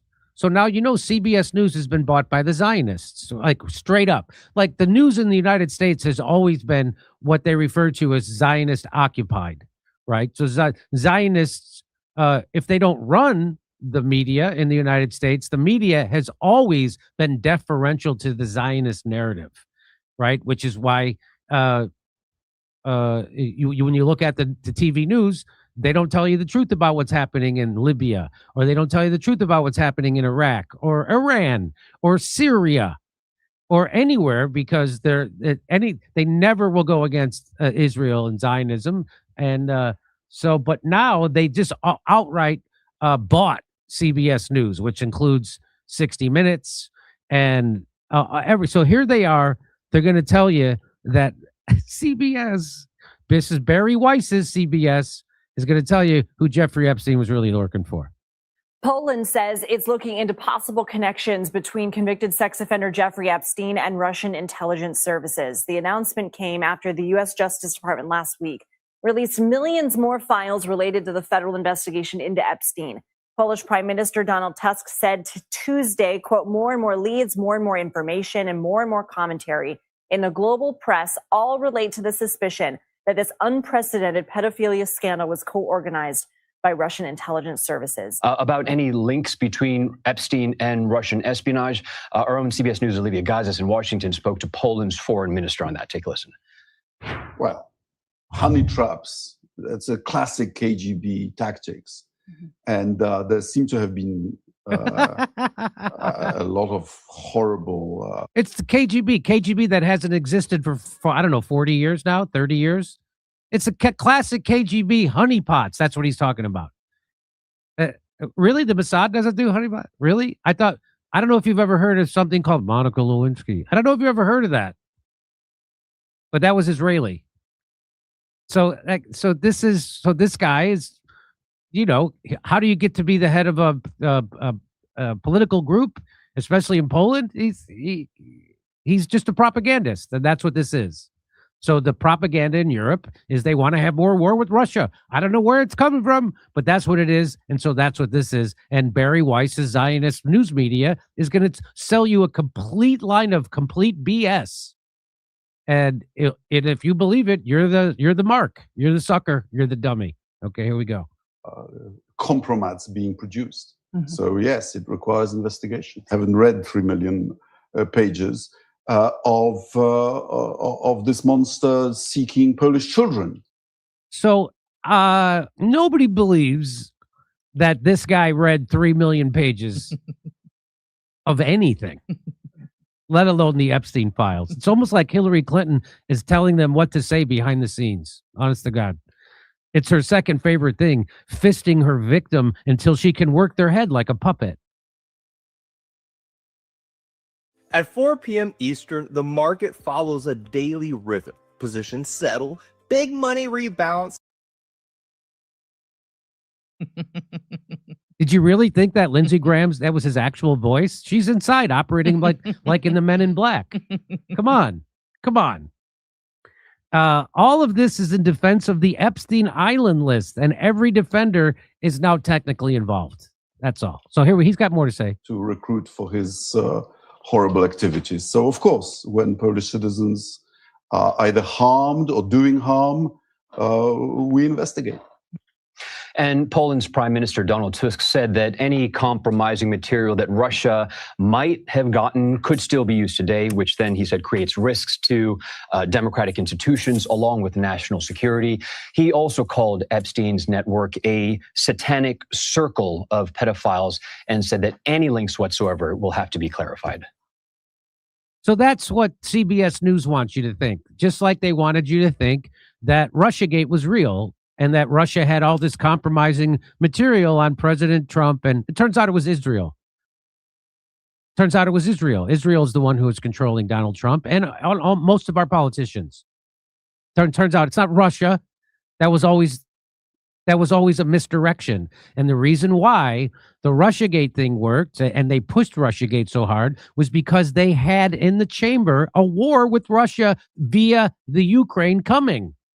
They were provoking a war with Russia because they wanted a war with Russia because they thought they were going to be able to, that Russia was weak and they would be able to take it over and balkanize it, meaning they would be able to do a color revolution inside Russia, and that they would crush them economically, crush them with this war, weaken them, and then split it up and sell it off to BlackRock, Vanguard, and State Street. That was their idea. Didn't work. They were willing to crush the European economy to get this done. They blew up the Nord Stream pipeline, which took cheap energy from Russia going to Europe, and they got rid of it. So now Europe's hurting economically. They're paying 2, 3, sometimes 4 times the amount they need for energy. And we know what that does to your manufacturing base when you have to pay that much more. So that's what this always was about. That's why Russiagate, they pushed it so hard so they could use it. And now they're trying to go back to that. Well, Russia has all this compromise. So they're doing the same playbook, Bari Weiss, because she's horrible and she's not smart at all. Bari Weiss, she's a very mediocre mind and takes one to know one. That's how I know it. And so they're still trying to do it. And if you fall for it, you're a sucker. That's CBS News. Oh, here's Reuters. Oh, Reuters also doing it? Yes. Tell me the Zios don't run the media. Poland to probe possible links between Epstein and Russia. Here's the Washington Post. Epstein built ties to Russia and sought to meet Putin. Files show. So here we are. Here's the Daily Mail. Daily Mail's Epstein sex empire was honey trap, directed by KGB. Oh my God. I thought, of course. And Trump, and then they also hacked into the DNC servers, and Seth Rich didn't happen, and blah, blah, blah. And yeah. And Russiagate is real. That's what this sounds like. Russiagate is real. It's Russia. I like this. Russians, I knew it was the Russians, even when 3 million documents all pointed to it being Israel. I knew it had to be the Russians. I knew it. So Jeffrey Epstein wanted to take over Russia as well, and it just didn't work out. Just didn't work out. And they know better than anyway, it's just... Oh, so Russiagate, sounding a lot like Ziogate, if you ask me. The one thing that powerful do not want anyone to do now is to investigate. That's what they don't want you to do. Just believe Bari Weiss, and she literally shapeshifts right before your eyes. Let's keep going. Here's this. It says the whole world knows who Jeffrey Epstein was working for, except generously paid Western mainstream journalists and commentators, apparently. Because when everything else fails, the Red Scare remains the one tested and true tactic of this patriarchal bunch. There you go. Epstein was Jewish. Ghislaine Maxwell was Jewish, and her father was Mossad. So the operation was Russian. Was Russian. Had to be Russian. This is the most difficult question in the world. Let's watch this. Who did Jeffrey Epstein work for? Apparently, depending on who you ask, this is the most difficult question in the world. There's nowhere in those 3 million files released by the FBI is there an indication about who the world's wealthiest and most powerful blackmailer may have spent decades passing across some of the most incredible blackmail material ever collected in the history of espionage to. Or, it's the Russians. Because clearly, that makes a lot of sense. I mean, if you're Vladimir Putin and you've apparently spent decades getting about half of the entire US economic and political establishment on tape, committing crimes that laws haven't been invented for yet, you will take this amazing leverage and watch the same people slowly turn NATO's not 1 inch eastward into US military bases right next to you in Poland and Lithuania and Latvia and Estonia and Romania, and you do nothing about it. Then you'd watch them stage a coup next door to you in 2014, resulting in the deaths of ethnic Russians next door to you, and you'd only take the most conservative action. Eventually in 2022, when they start making noises about turning your longest land border into NATO territory, and you finally did something about it, the same people on whom you apparently have 20 plus years worth of HD blackmail footage showing them committing crimes that we don't even have names for yet, will then impose just about every sanction in the book on you, attempt to destroy your currency, blow up your Nord Stream pipeline and blame it on you, and then seize $400 billion worth of your financial assets. And they would arm this large patch of wheat next door and turn it into the world's weirdest proxy military for the sole purpose of tying you up in war. And knowing fully well that you could make their entire government collapse with just one document leaked by an intrepid journalist, you would do nothing. I mean, you'd have to be a genius on the level of a mainstream Western journalist for this scenario to make sense, because clearly these guys are geniuses. Let me begin tonight with something that I think is even more important, even more extraordinary. Growing suspicions of a Russian connection. Epstein had apparently limitless supplies of money. Where did it come from? The FBI says that he was Putin's wealth manager. He really kept a straight face in everything. Now, of course, over here in the real world, we know that Jeffrey Epstein was a Mossad agent, working with Israeli training alongside a network of Jewish and Israeli business and political elites to advance the interests of the Israeli state, whose flag is a blue and white Star of David. Did I mention Israel? Israel. And we know this because he freaking said so in the files that the FBI released, which the genius Western mainstream reporters are quoting. His conversation records with ex-Israeli Prime Minister and former Defense Minister Ehud Barak said so. Heck, the FBI itself said so. So except we're meant to ignore Epstein's own words, ignore the FBI's professional assessment, ignore the... I mean, so this is right from the files. This is the FBI, and the FBI say Epstein belonged to both U.S. and allied intelligence agencies. Epstein was close to the former Prime Minister of Israel, Ehud Barak, and trained as a spy under him. That's the FBI telling you that. Okay. All right. His professional assessment, ignore the fact that he helped Ehud Barak broker an Israeli security arrangement with Mongolia and sell surveillance services to Cote d'Ivoire. Ignore the fact that he housed an Israeli operative in his Manhattan apartment on 3 different occasions between 2013 and 2015. Ignore the fact that his emails were littered with going this and do that. And ignore the fact that the trusty old Red Scare option really doesn't work like it used to. We just have to face the material reality that we are presented with. That the metaphorical Western dog is being wagged by its Israeli tail. And that said tail has multiple decades worth of visual evidence of crimes that regular people like you and I don't even know exist. And that this is only half of the full release, if there will ever be a full release. Blaming Russia can't help anyone now. The call is coming from inside the house. Nathan Watkins wants to spend taxpayer dollars on liberal lobbyists pushing a liberal agenda. And Watkins testified to the legislature against capping your property taxes. But Watkins didn't even pay his own. Nathan Watkins, wrong for taxes. Huh?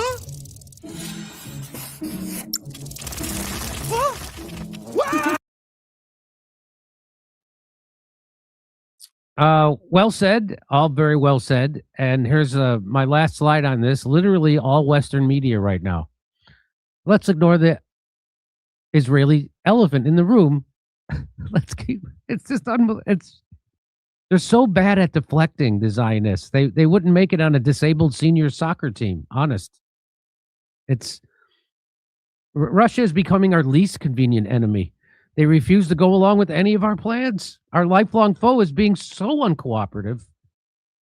So that's the latest from your establishment media, and that's why you watch a show like this, because what's the point of watching establishment news media unless to make fun of it, or unless to show you how they're trying to control you?